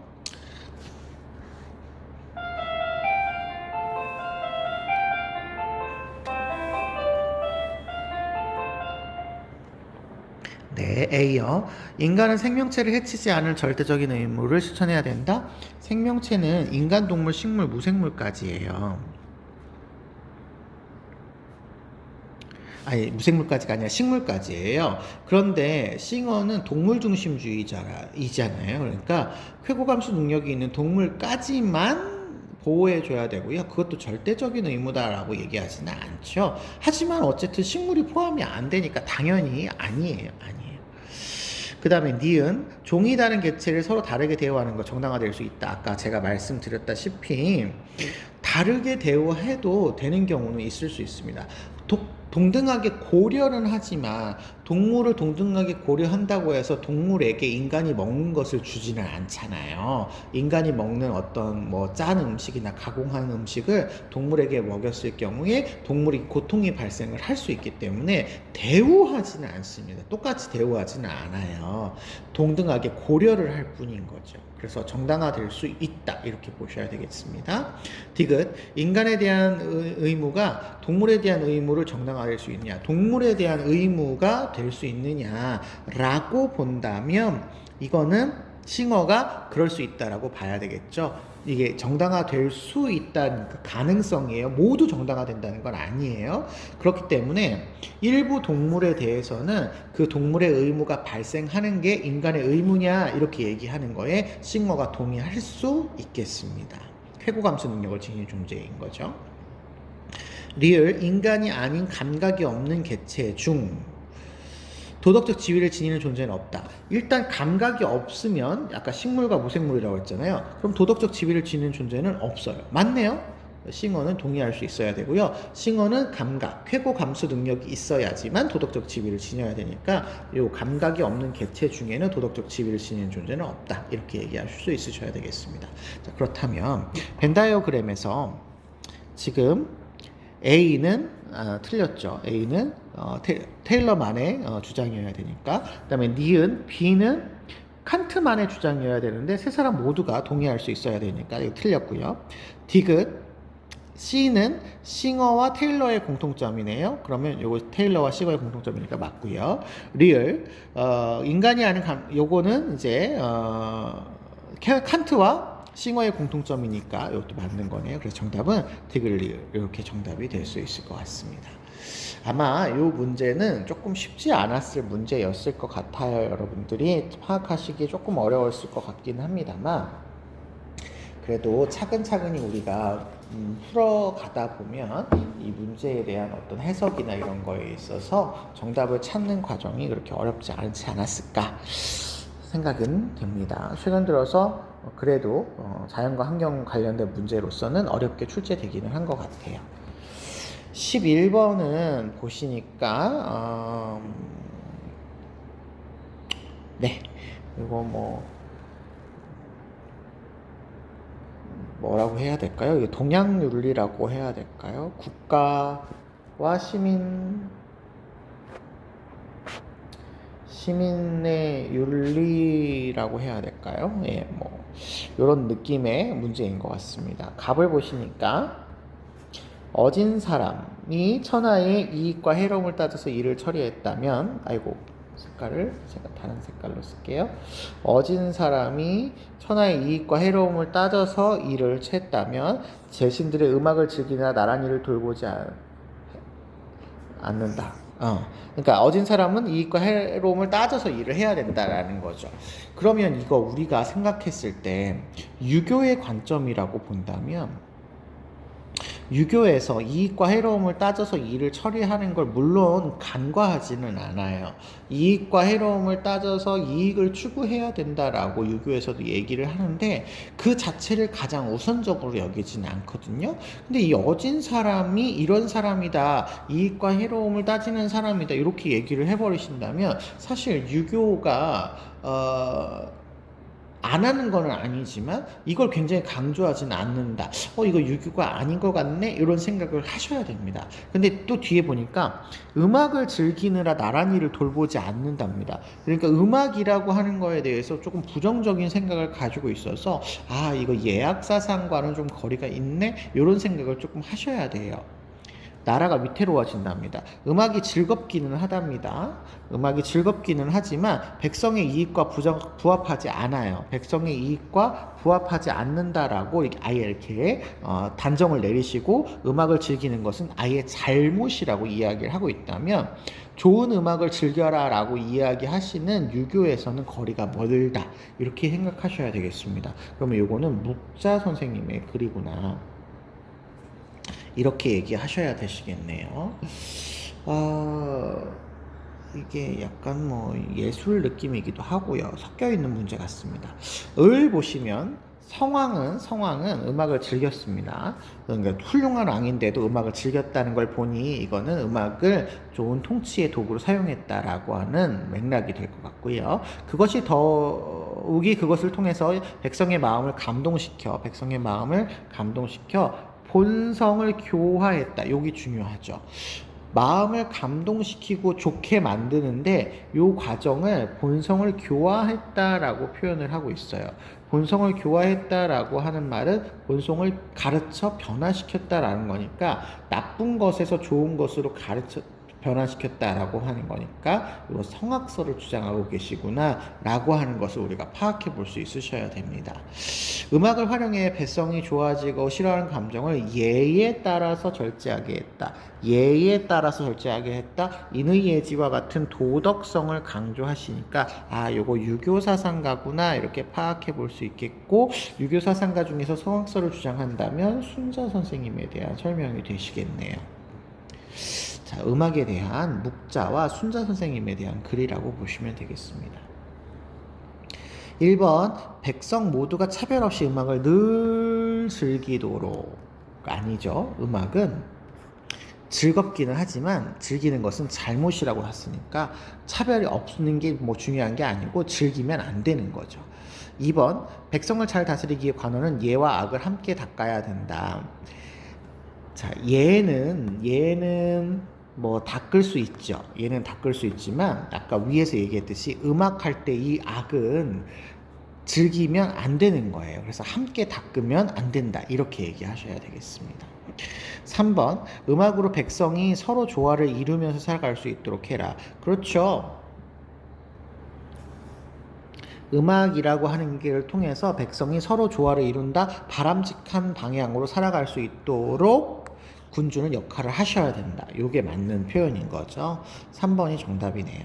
4번 백성이 예법에 구애되지 않고 아니죠. 예법에 따라라고 여기 되어 있습니다. 구애되지 않고 그러면 틀렸어요. 만약에 예법에 따라 구애되지 않고 음악을 향유하게 되면 이제 잘못된 음악으로서 이제 무절제하고 이렇게 본성의 악한 본성에 따르는 그런 나쁜 어떤 생활이 나타날 수 있겠죠. 5번 갑가을 음악의 즐거움을 활용하여 백성의 마음을 바르게 해야 된다. 요 말은 순자 선생님은 할 수 있을 것 같아요. 백성의 마음을 바르게 하기 위해서 음악의 어떤 즐거움이라는 가치를 활용해라 이렇게 얘기할 수 있겠죠. 그런데 묵자 선생님은 음악을 즐거움이다 이렇게 얘기는 하지만 이걸 통해서 백성의 마음을 바르게 한다가 안 된다는 거예요. 이게 안 된다는 거예요.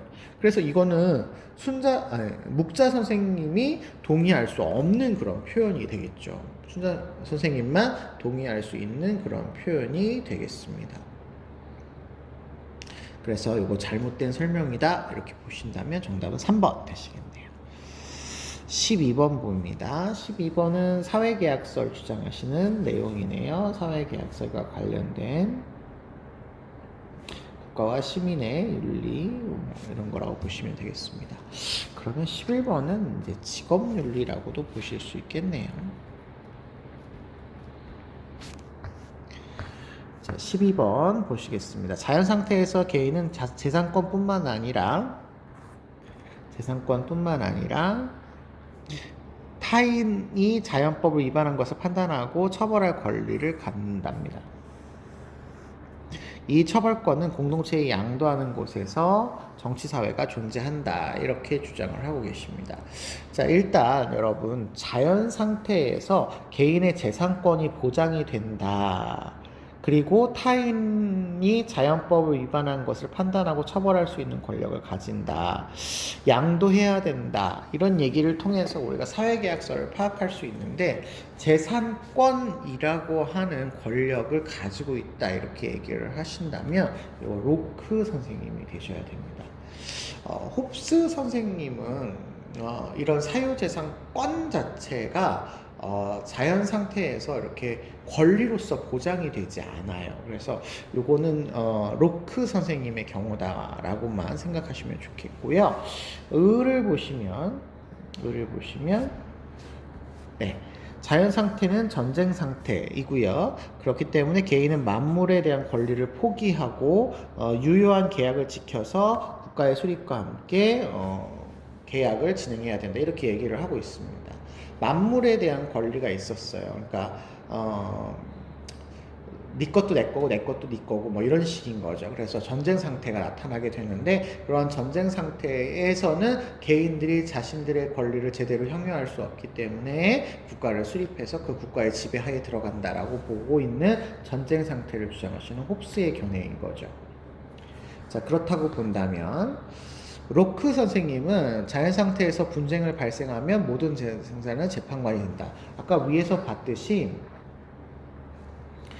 여기 자기뿐만 아니라 타인이 자연법을 위반한 것을 판단하고 처벌하는 권력을 가지니까 이게 사회 상태가 아니라 자연 상태에서 분쟁 발생을 하면 모든 당사자가 스스로 재판관이 되죠. 이게 인간이 모두 이성을 가지고 있기 때문에 가능하지만 그 이성은 제대로 발휘할 수 있는 그런 한계가 있기 때문에 이성의 그 한계와 오류로 인해서 이 자연 상태에서는 분쟁이 끊이지 않고 발생할 수 있다라고 보는 거죠. 그래서 이 분쟁을 해결하기 위해서 이러한 권리를 양도해서 사회계약을 맺는다라고 보시는 게 로크이신 겁니다. 이게 사회 상태가 아니라 자연 상태라는 게 포인트였어요. 니은 정부의 신탁 위탁했다 이 말인 거죠. 믿고 맡겼다라는 권력은 시민에 의해서 철회될 수 있느냐? 시민에 의해서 철회된다라고 하는 표현에서 우리는 저항권 당연히 생각하셔야 되죠. 믿고 맡긴 건데 그 믿음에서 벗어난 자의적인 권력을 행사하시면 저항권을 발동해서 새로운 정부를 구성할 수 있는 권리가 시민에게 있죠. 디귿 개인은 자연 상태에서 불의를 피하려고 사회계약을 맺는다. 이렇게 되어 있는데요. 사회계약을 맺는 이유는 개인의 그 권리를 제대로 보장받기 위해서인 거예요. 불의를 피하려고 아닙니다. 자연 상태에서는 불의가 존재하지 않아요.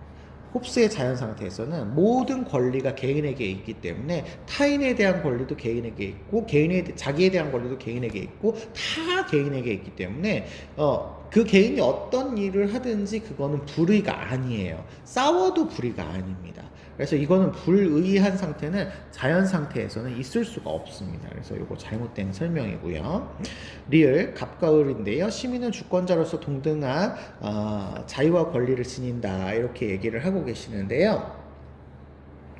로크의 입장에서는 주권이 시민에게 있어서 그 시민의 권리를 이제 정부의 양도를 일부를 하죠. 일부를 양도해가지고 나라를 운영을 하고 있기 때문에 동등한 자유와 권리를 보장받기 위해서 시민이 주권자가 된다. 이렇게 얘기할 수 있습니다. 그런데 홉스는 시민사회가 형성이 되고 나서 주권이라는 개념이 생겨요. 그렇기 때문에 이 주권은 누가 갖냐면 절대왕이 갖는 거죠. 절대 군주와 같은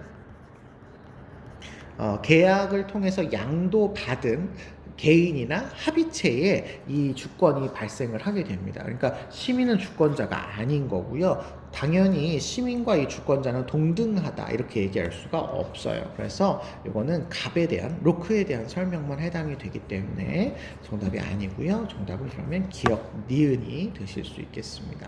사회계약 문제는 제가 좀 어렵게 출제될 것 같다라고 늘 이야기를 해와서 그 정도 수준에서 나온 것 같다라고 생각하시면 될 것 같네요. 13번 보시면요.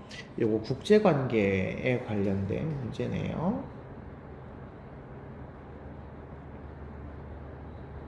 국가와 국가 간의 관계를 물어보고 있는데 여기 갑을 보시니까 인간은 본래 이기적이랍니다. 그래서 국가도 이런 이기적인 권력을 가지고 있는 성향이 있고 이런 투쟁이 국제관계의 본질이래요. 그러면 이기적인 본성에 의해서 투쟁 상태가 나타난다는 홉스의 영향을 받은 사람이구나 이렇게 생각을 하실 수 있겠고요. 그런 상태에서 힘을 통해서 견제하는 세력 균형이 전쟁을 억제할 수 있다 이렇게 얘기를 하고 있으시니까 이거는 현실주의 사상가구나. 대표적인 현실주의 사상가로 모겐소라고 하는 분이 계셨죠. 모겐소 선생님이구나 라고 파악할 수 있을 것 같습니다. 을을 보시면 어떠한 인간의 이성은 어떠한 전쟁이 있어서는 안 된다라고 명령한답니다. 전쟁을 반대하는 거죠. 영원한 평화 얘기하시네요. 모든 국가는 공화제를 향해서 노력을 하셔야 되고 국가들 간의 평화 연맹이 필요하다. 그러면 요거는 칸트 선생님의 영구 평화론이다. 이렇게 얘기할 수 있겠습니다. 자, 그러면 기억 보실게요. 현실주의는 경쟁 국가의 행동의 경향성을 예측하는 게 가능하냐라고 물어보고 있습니다. 요런 선지는 사실 좀 우리에게 낯선 선지죠. 경쟁 국가, 행동의 경향성 예측 가능하냐 이렇게 물어보고 있으신데요.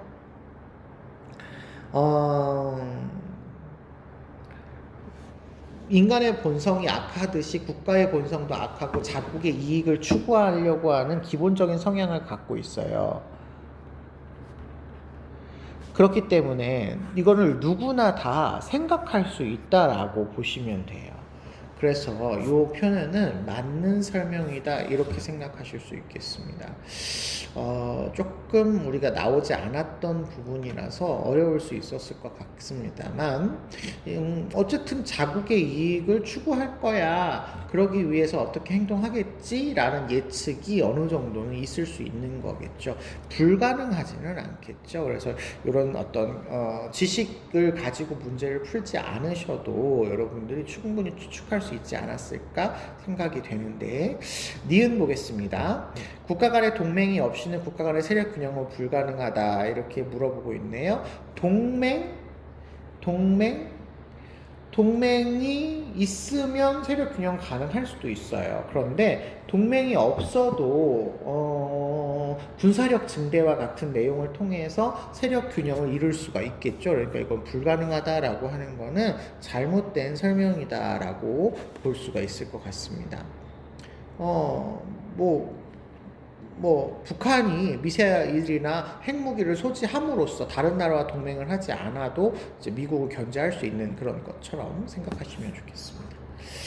그 다음에 디귿 보시겠습니다. 칸트 부분은 조금 신경 써서 보시면 좋겠죠. 평화연맹을 수립하는 과정에서 국가 간의 합병은 배제된답니다. 국가 간의 합병할 필요는 없다. 그렇죠. 세계 정부를 단일하게 추구할 필요는 없다니까 굳이 평화연맹을 하면서 나라와 나라를 합병해야 되느냐? 아니다. 이렇게 얘기하셔야 되겠죠. 디귿. 전쟁은 국제 평화를 실현하기 위한 최후의 정치적인 행위로 정당화된다. 이렇게 되어 있는데 칸트 선생님의 입장에서는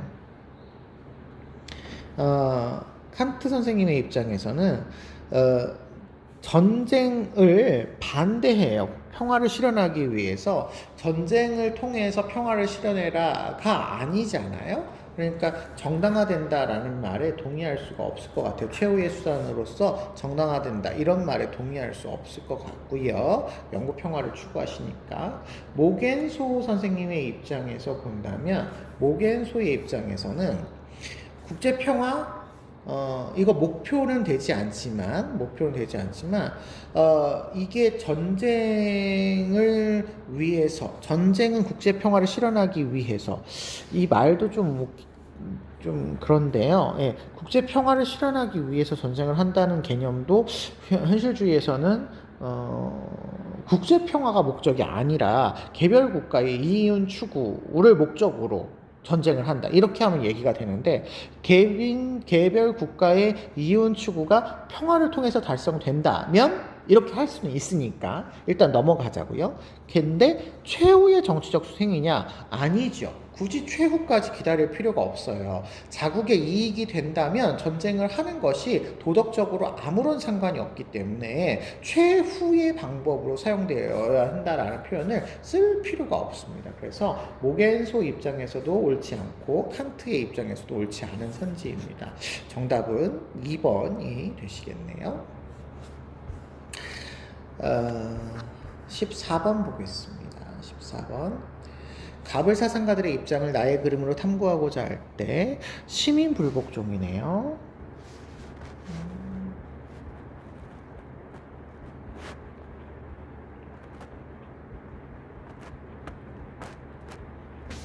A 보시면 거의 정의로운 사회 내에서 그 체제의 합법성을 인정하는 시민에게서만 일어난다. 따라서 시민불복종은 공유된 정의관에 의해서 정당화된다 라고 얘기하시니까 이런 주장을 하시는 롤스 선생님의 입장이고요.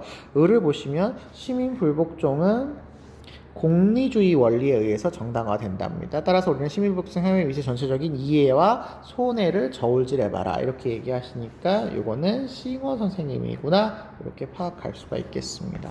그러면 을은 싱어고요. 갑은 롤스 선생님이 되시겠네요. 자, A는 OX를 고르시는 거네요.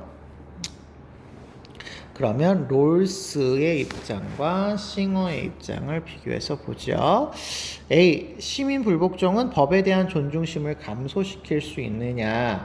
자, 요거 롤스 선생님이 보통 이 얘기를 하시죠. 정당한 시민 불복종이라도 싱어도 얘기하네요. 법에 대한 존중심은 감소시킬 수 있다라고 싱어 선생님도 얘기하죠. 정당하지만 우리가 시민 불복종하는 모습을 보여줌으로 인해서 어느 정도 손해가 생길 수 있다. 그게 이제 법에 대한 존중심의 감소인 거죠. 그런데 이게 루소 선생님도 그럴 수 있다라고 보죠. 그래서 신중하게 해야 된다라고 봅니다. 체제에 대해서 만들어진 어떤 정책이나 제도나 법이나 이런 것들을 거부하는 행동이 반드시 법에 대한 존중심을 증가시키고 이런 건 아니고 법을 안 지켜도 되는구나 라고 하는 그런 경향성을 낳을 수도 있다라고 보기 때문에 신중하게 해야 된다라고 얘기는 하죠. 그래서 이 두 사람 모두가 동의할 내용이라서 기억에는 들어갈 수가 없겠습니다. 네, 그 다음에 니은 시민 불복종이 정당한 법에 대한 위반을 수반할 수 있는가?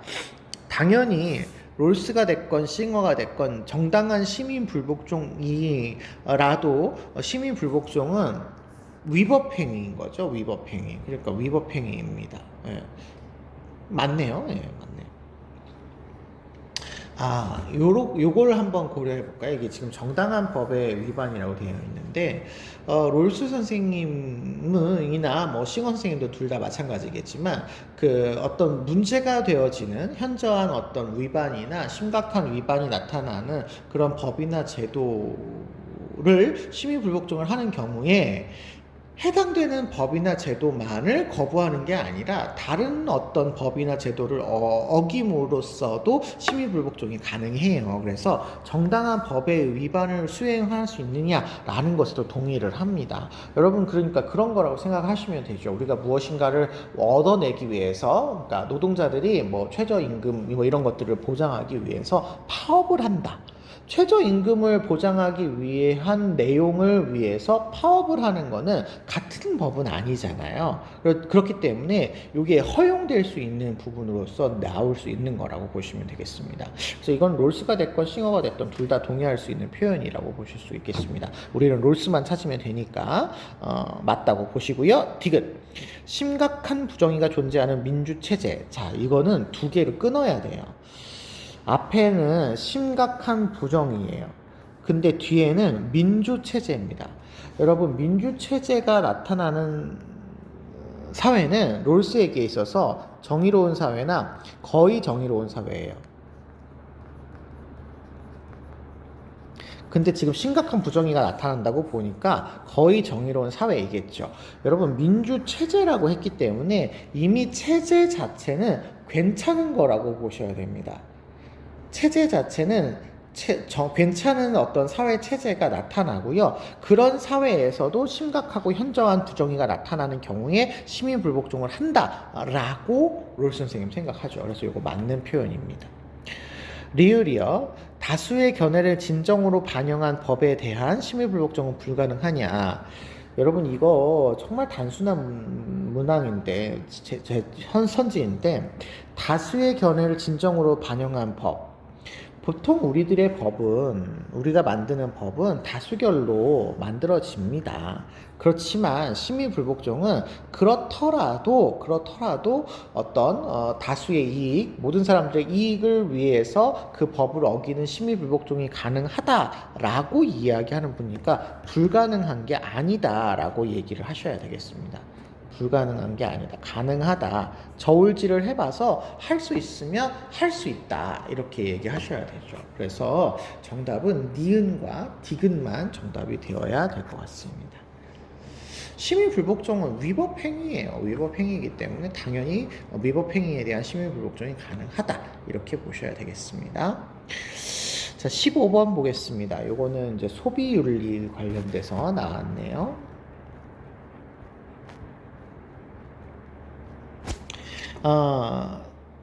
질문자가 물어보는 게 개인은 자신의 이익을 효율적으로 추구하는 합리적인 선택에 따라 소비한다고 한다. 이런 입장에 대해서 어떻게 생각하시냐. 그 입장으로 현대사회의 소비를 설명하는 것은 굉장히 소박하고 무기력한 생각이래. 소박하대. 너무 소박하대. 현대에서 소비를 하는 게 합리적인 선택으로만 소비하는 것은 아니다. 예컨대 세탁기를 도구로 쓰이지만 합리적으로 도구로 쓰이겠지만 사회적 위세를 표현하기 위해서 이런 역할을 한대. 후자의 영역이 현대사회 소비의 영역이랍니다. 그러니까 뭘 쓰려고 소비한다기보다는 위세를 드러내기 위해서 소비를 한다는 거예요.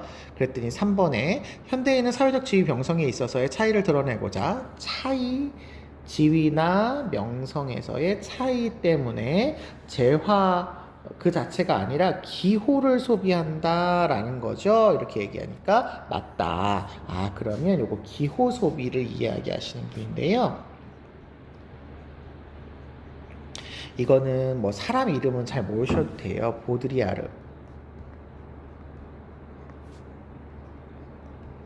라고 하는 분이신데 기호를 소비하는 것이지 사물 그 자체를 소비하는 게 아니다, 이렇게 얘기하시는 분입니다. 그래서 여기 뒤에 보시면 그런데 역설적이게도 대부르주아는 과시소비를 거부하고 눈에 띄지 않는 검소함으로 차이를 드러낸대요.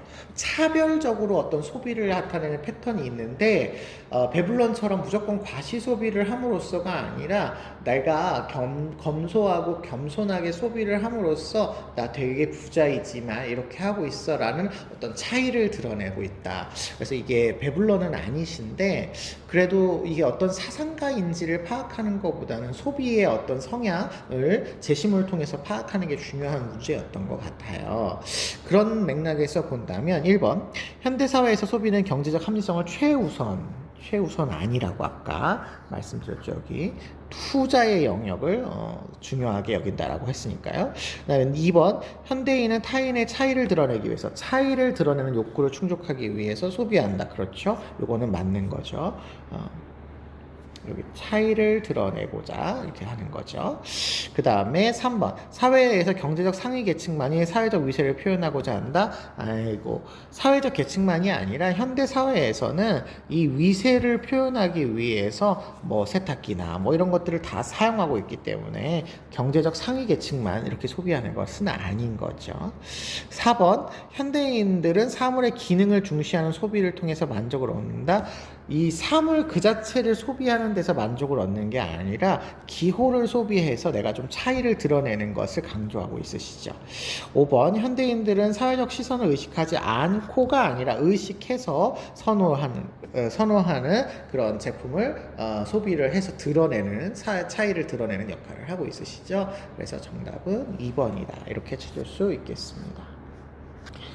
16번으로 넘어갈게요. 농민관 나오신 거네요. 농민관이 나오셨으면 요거 직업과 청렴의 윤리다. 이렇게 찾아볼 수 있겠습니다. 농민관 문제이네요. 적절하지 않은 것을 고르시는 겁니다. 농민관은 검약한 생활을 통해서 청렴을 함양해야 되고 청렴함을 바탕으로 백성을 사랑해야 한답니다. 만일 목민관이 되었다고 의복과 말을 새로 장만하여 부임지로 가거나 부임지에서도 함부로 행동하고 절제하지 못한다면 사측이 심해지고 빚이 늘어가면서 탐욕스러워질 것이고 그렇다고 아끼기만 하고 어려운 친척에게 두루 베풀지 않으면 멀어지게 될 것이랍니다. 그러니 자신의 녹봉을 아껴 주변의 공공함을 보살피는데도 소홀하지 말아야 된다. 이렇게 얘기를 하네요.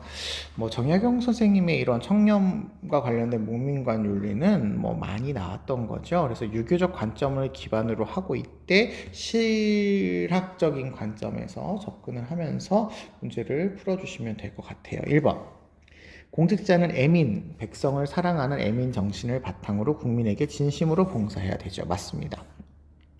2번 궁궁한 친척을 도우려는 어진 마음조차 가져선 안 된다? 아니죠. 여기 위에 여기 아끼기만 하고 베풀지 않으면 안 된다 이렇게 되어 있으니까 2번이 잘못됐네요.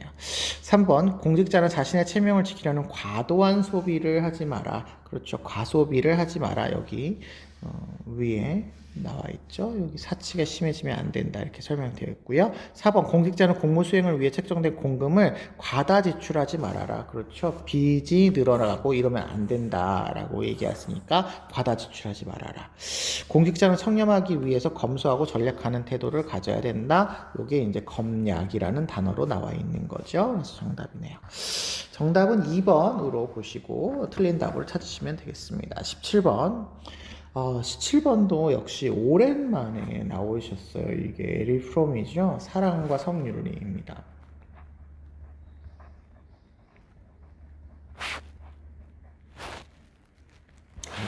제 색깔을.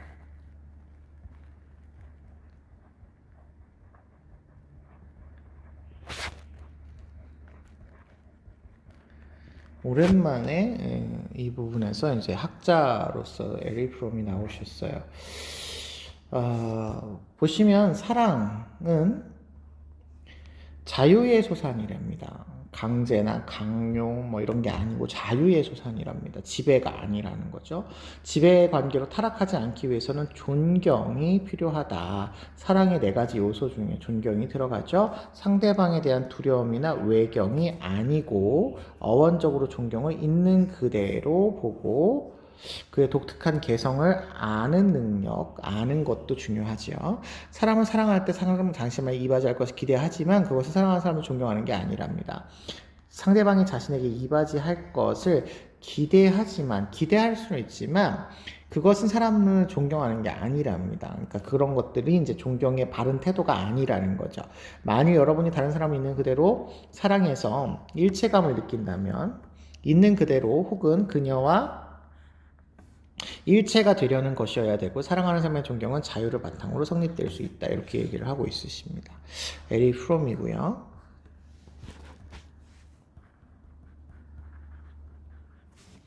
1번 사랑은 일체감을 느끼는 상대방으로부터 도움을 받기 위한 것이다. 아까 위에 이바지할 것을 기대를 하지만 그런 것들은 존경하는 게 아니라고 이야기를 하고 있으니까 틀렸고요. 2번 사랑은 미성숙한 상대방을 변화시키려는 마음, 있는 그대로 보려고 하는 것이지 미성숙함을 변화시키려고 하는 것은 아닌 거죠. 3번 사랑은 상대방의 존경을 바탕으로 서로에게 복종.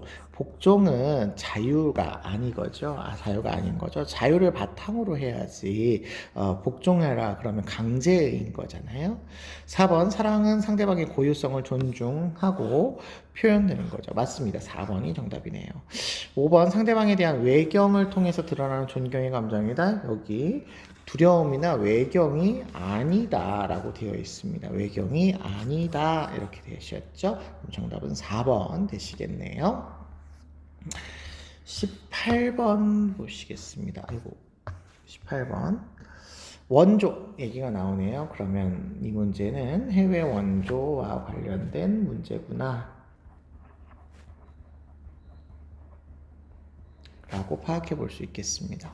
갑을 보시면 원조의 목적이 충족되고 모든 만민이 자유주의 정부나 적정 수준의 사회로 작동하는 상황에 이르게 되면 상이와 만물 간의 편의적 부의 차이는 좁혀할 이유는 없다. 이렇게 얘기를 하고 있으십니다.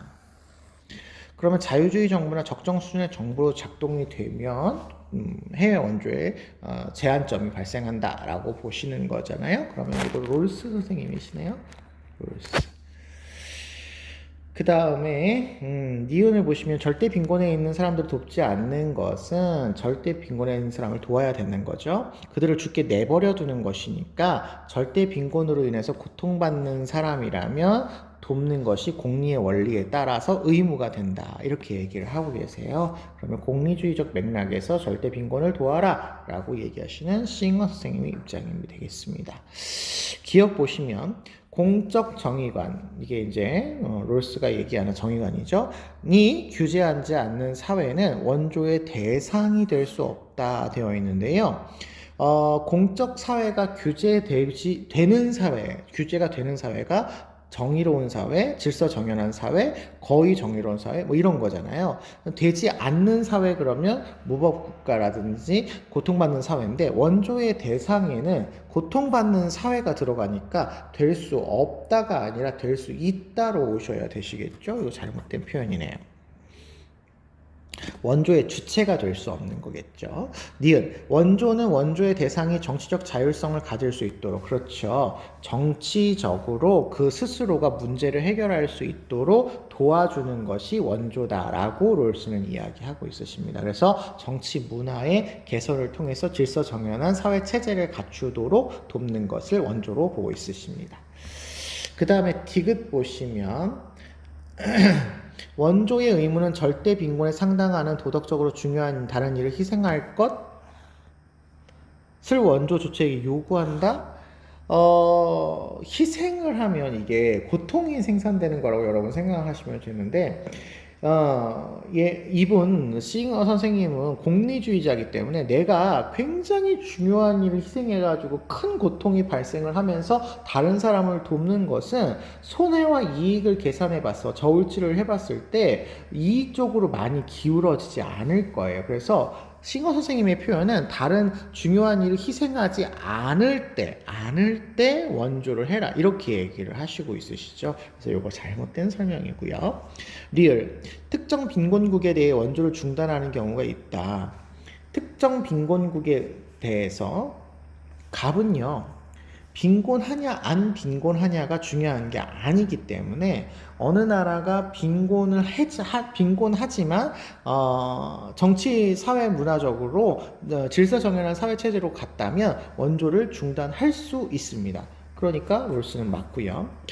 싱어 선생님은요 특정 빈곤국이라고 할지라도 나에게 중요한 것이 손해가 된다라든지 희생이 된다라든지 그 빈곤국을 도와줬을 때 더 이상 이익이 증가되지 않는다라고 전망이 된다면 별로 전체적인 이익이 늘어나지 않는다라고 전망이 된다면 빈곤국이라고 해도 도와줄 필요가 없게 되는 거죠.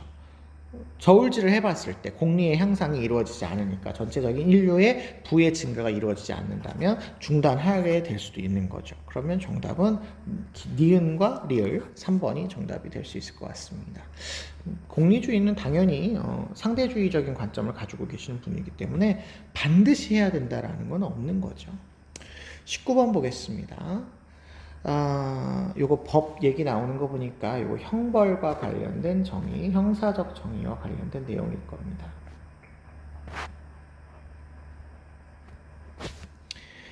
자, 보시면요.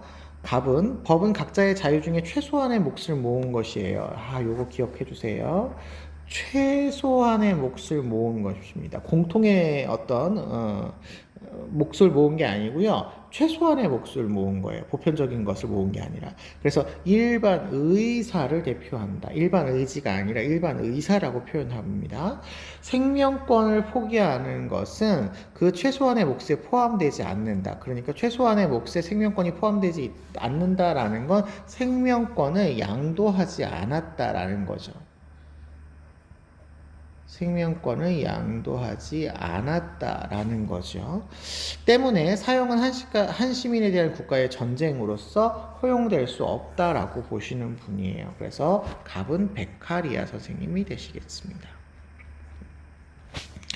을 보시면 여기는 법의 일반 의지 얘기를 하고 있습니다. 일반 의지는 보편성 과 대상의 보편성을 결합하고 있대요. 그래서 보편적인로 추구하는 의지를 모은 것이 일반 의지예요. 그래서 법을 위반한 살인법은 자기 보존을 목적으로 한 사회계약을 파기한 자이라서 사형에 처해줄 수 있다. 이렇게 얘기하는 사람은 루소 선생님이시죠. 병을 보겠습니다. 입법권은 국민의 합일된 의지에만 귀속된다. 이렇게 얘기를 하고 있으십니다. 이 말이 좀 어렵네요. 입법권은 국민의 합일된 의지에 귀속된다. 보편적으로 합일된 의지만이 법칙 수립적일 수 있기 때문이다. 따라서 형벌의 법칙은 하나의 정원 명령이다. 우리가 마지막 문장에서 이게 칸트 선생님이다 라고 하는 것을 파악해 볼 수 있을 것 같기는 한데, 이게 칸트 선생님도 어쨌거나 입법권을 가지고 그런 법칙을 통해서 형사적 처벌을 진행한다라고 하는 의미로 좀 생각하시면 좋을 것 같습니다. 여기 칸트, 여기 루소, 그리고 마지막은 베카리아 선생님이 되시겠네요. A부터 보겠습니다. AF네요. 베카리아가 루소와 칸트를 비판하는 내용입니다. 사형은 강렬한 인상을 줄 수 없는 비효과적인 형벌이다. 베카리아는 사형이 강렬한 인상을 줄 수 있지만 지속적이지 않기 때문에 효과가 종신노역형에 비해서 적다, 이렇게 얘기를 하죠. 그래서 베카리아가 표현할 수 있는 글이 아니네요. 잘못됐다 보시면 되겠고요. 2번, 루소가 베카리아를 비판하는 내용입니다. 생명권 양도 여부가 사형제의 정당성을 판단하는 근거다. 생명권 양도 여부가 사형제의 정당성을 판단하는 근거다. 그렇죠. 루소 선생님은 생명권을 양도했다라고 보기 때문에 사형제는 정당하다, 이렇게 얘기를 합니다. 근데 베카리아 선생님도 생명권을 양도를 하지 않았기 때문에 사형제는 정당하지 않아 라는 근거가 되지요. 그래서 간과한다라고 하는 얘기를 할 수가 없을 것 같습니다. 2번도 틀렸네요. 3번은 C, 칸트가 루소를 비판하는 내용입니다. 살인범은 더 이상 도덕적인 인격이 아니다, 간주될 수 없다라고 하는데, 도덕적인 인격이다라고 하는 것은 생득적인 인격으로 보장되는 거잖아요. 그러니까 간주될 수 없다라고 얘기할 수 없겠죠. 틀렸다라고 보실 수가 있겠습니다. 사회적인 인격, 생득적 인격, 사회적인 인격, 이렇게 생각하셔서 문제를 풀어주시면 될 것 같은데요. 이게 루소의 경우에도 도덕적인 인격으로 간주될 수 없다. 네. 조금 이상한 것 같네요. 4번, 모든 형벌은 공공의 이익을 위해서 집행되어야 한다. 루소는 사회계약사상가잖아요. 그래서 사회계약론자들 전체의 이익을 위해서 집행되어야 된다라는데 동의할 수 있습니다. 그래서 이거는 베카리아나 공리주의 사상가들과도 같이 맥락을 하는데요. 공공의 이익을 위해서 집행된다라고 표현을 할 수 있겠습니다. 그런데 칸트는 이익이 생기든 안 생기든 상관없이 죄를 지었다 그러면 범죄를 저질렀다 그러면 그 범죄를 저질렀다는 이유만으로도 처벌을 해야 하는 거죠. 그래서 이익을 위해서 집행되지 않기 때문에 간과한다 얘기할 수 있을 것 같아요. 4번이 정답이네요. 5번, 형벌의 목적은 범죄자에게 고통을 주는 데 있지 않다라고 하는데, 지금 칸트가 베카리아한테 비판하는 거거든요. 칸트는 고통을 주거나 말거나 상관이 없어요. 형벌의 목적은 범죄자가 범죄를 저질렀다는 이유만으로 형벌을 주는 것이라서 고통을 유발하는지 유발하지 않는지 상관이 없습니다. 고통을 주더라도 베카리아는 할 수 있는 얘기죠.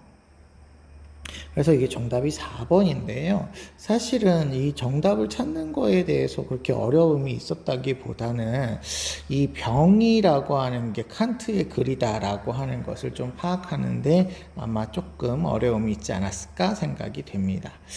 20번입니다. 20번 문제 같은 경우에는 평가원에서 늘 나오시는 통일 관련된 문제입니다. 통일 문제지만 그렇게 어렵게 문제가 출제되지는 않고 있죠. 가에 비해서 나의 사상이 갖는 상대적 특징입니다. 통일은 남한의 기술과 북한의 자원을 결합해서 경제성장의 동력, 남한의 기술, 북한의 자원, 경제성장의 동력을 확보할 수 있기 때문에 필요하다. 그러나 통일을 해야 하는 중요한 이유는 통일이 군사적인 위협 해소, 그리고 한반도 평화 실현, 사회복지 예산 확충, 사회불평등 완화, 사회 안전망 강화 요것 때문이라고 좀 더 강조하고 있으세요. 그래서 가는 요 뒤에 부분을 강조한다 이렇게 본다면 나는 통일은 군사적 긴장을 해소하고 평화를 실현하여 분단 비용을 해소하고 사회 안정망 토대를 마련하기 때문에 필요하다라고 해서 요 부분에 대해서 나도 강조를 하고 있습니다. 평화 실현, 분단 비용 해소, 안전망 뭐 이런 거. 그러나 이 뒤에를 더 강조하는 거죠. 통일이 남북 경제권 통합, 경제 성장, 동북아 경제 공동체 형성의 견인차 이런 역할을 하기 때문이라는 거예요. 그렇다고 본다면 X축 통일을 통해서 경제 성장의 중요성을 강조하는 입장이냐라고 물어본다면 X축은 높음으로 오셔야 되겠죠. 여기는 이것도 중요하지만 뒤에가 더 중요하다. 가는 뒤에가 더 중요하다 이렇게 얘기를 하고 있으시니까 이게 나가 좀 더 강조하는 내용으로 강조되어야 될 것 같습니다. 그 다음에 Y축을 보시면 통일을 통한 한반도 평화 실현. 평화 실현은 지금 여기서 강조하고 있고 여기서는 여기서 강조하고 있으니까 가가 강조하는 거죠. 그래서 이거 낮은 거다 이렇게 보셔야 되겠고 그 다음에 Z축은 통일을 통한 사회 안전망 확대의 중요성 안전망 확대 여기서 강조하는 거고 여기서 강조하는 거네요. 그러니까 가가 강조하는 거라서 이거 낮은 거다 이렇게 보시면 되겠습니다. 그래서 X축만 높음이라고 한 5번이 정답이다 이렇게 찾으시면 되겠네요. 전반적으로 뭐 어려운 단원에서 어려운 문제가 출제가 되었는데 이게 뭐랄까요? 우리가 기존에 몰랐던 내용이 출제되었다라기보다는 내용을 적용하는 데 있어서 새로운 어떤 문형을 좀 선지를 고민해야 하는 그런 문제들이 많아서 조금 어렵게 느껴졌었던 것 같아요. 아무튼 수능 준비하시고 보시느라고 고생 많았고요. 공부하는 분들이라면 지금 9월 달부터 시작해서 9월, 10월 수능까지의 어떤 수능 체제의 변화의 포인트를 두고 이런 것들을 좀 관심 있게 지켜보시면 좋을 것 같다라는 생각을 하게 되었습니다. 아무튼 올 한 해 동안 생활과 윤리 공부하느라고 수고 많으셨네요. 여기까지 보겠습니다.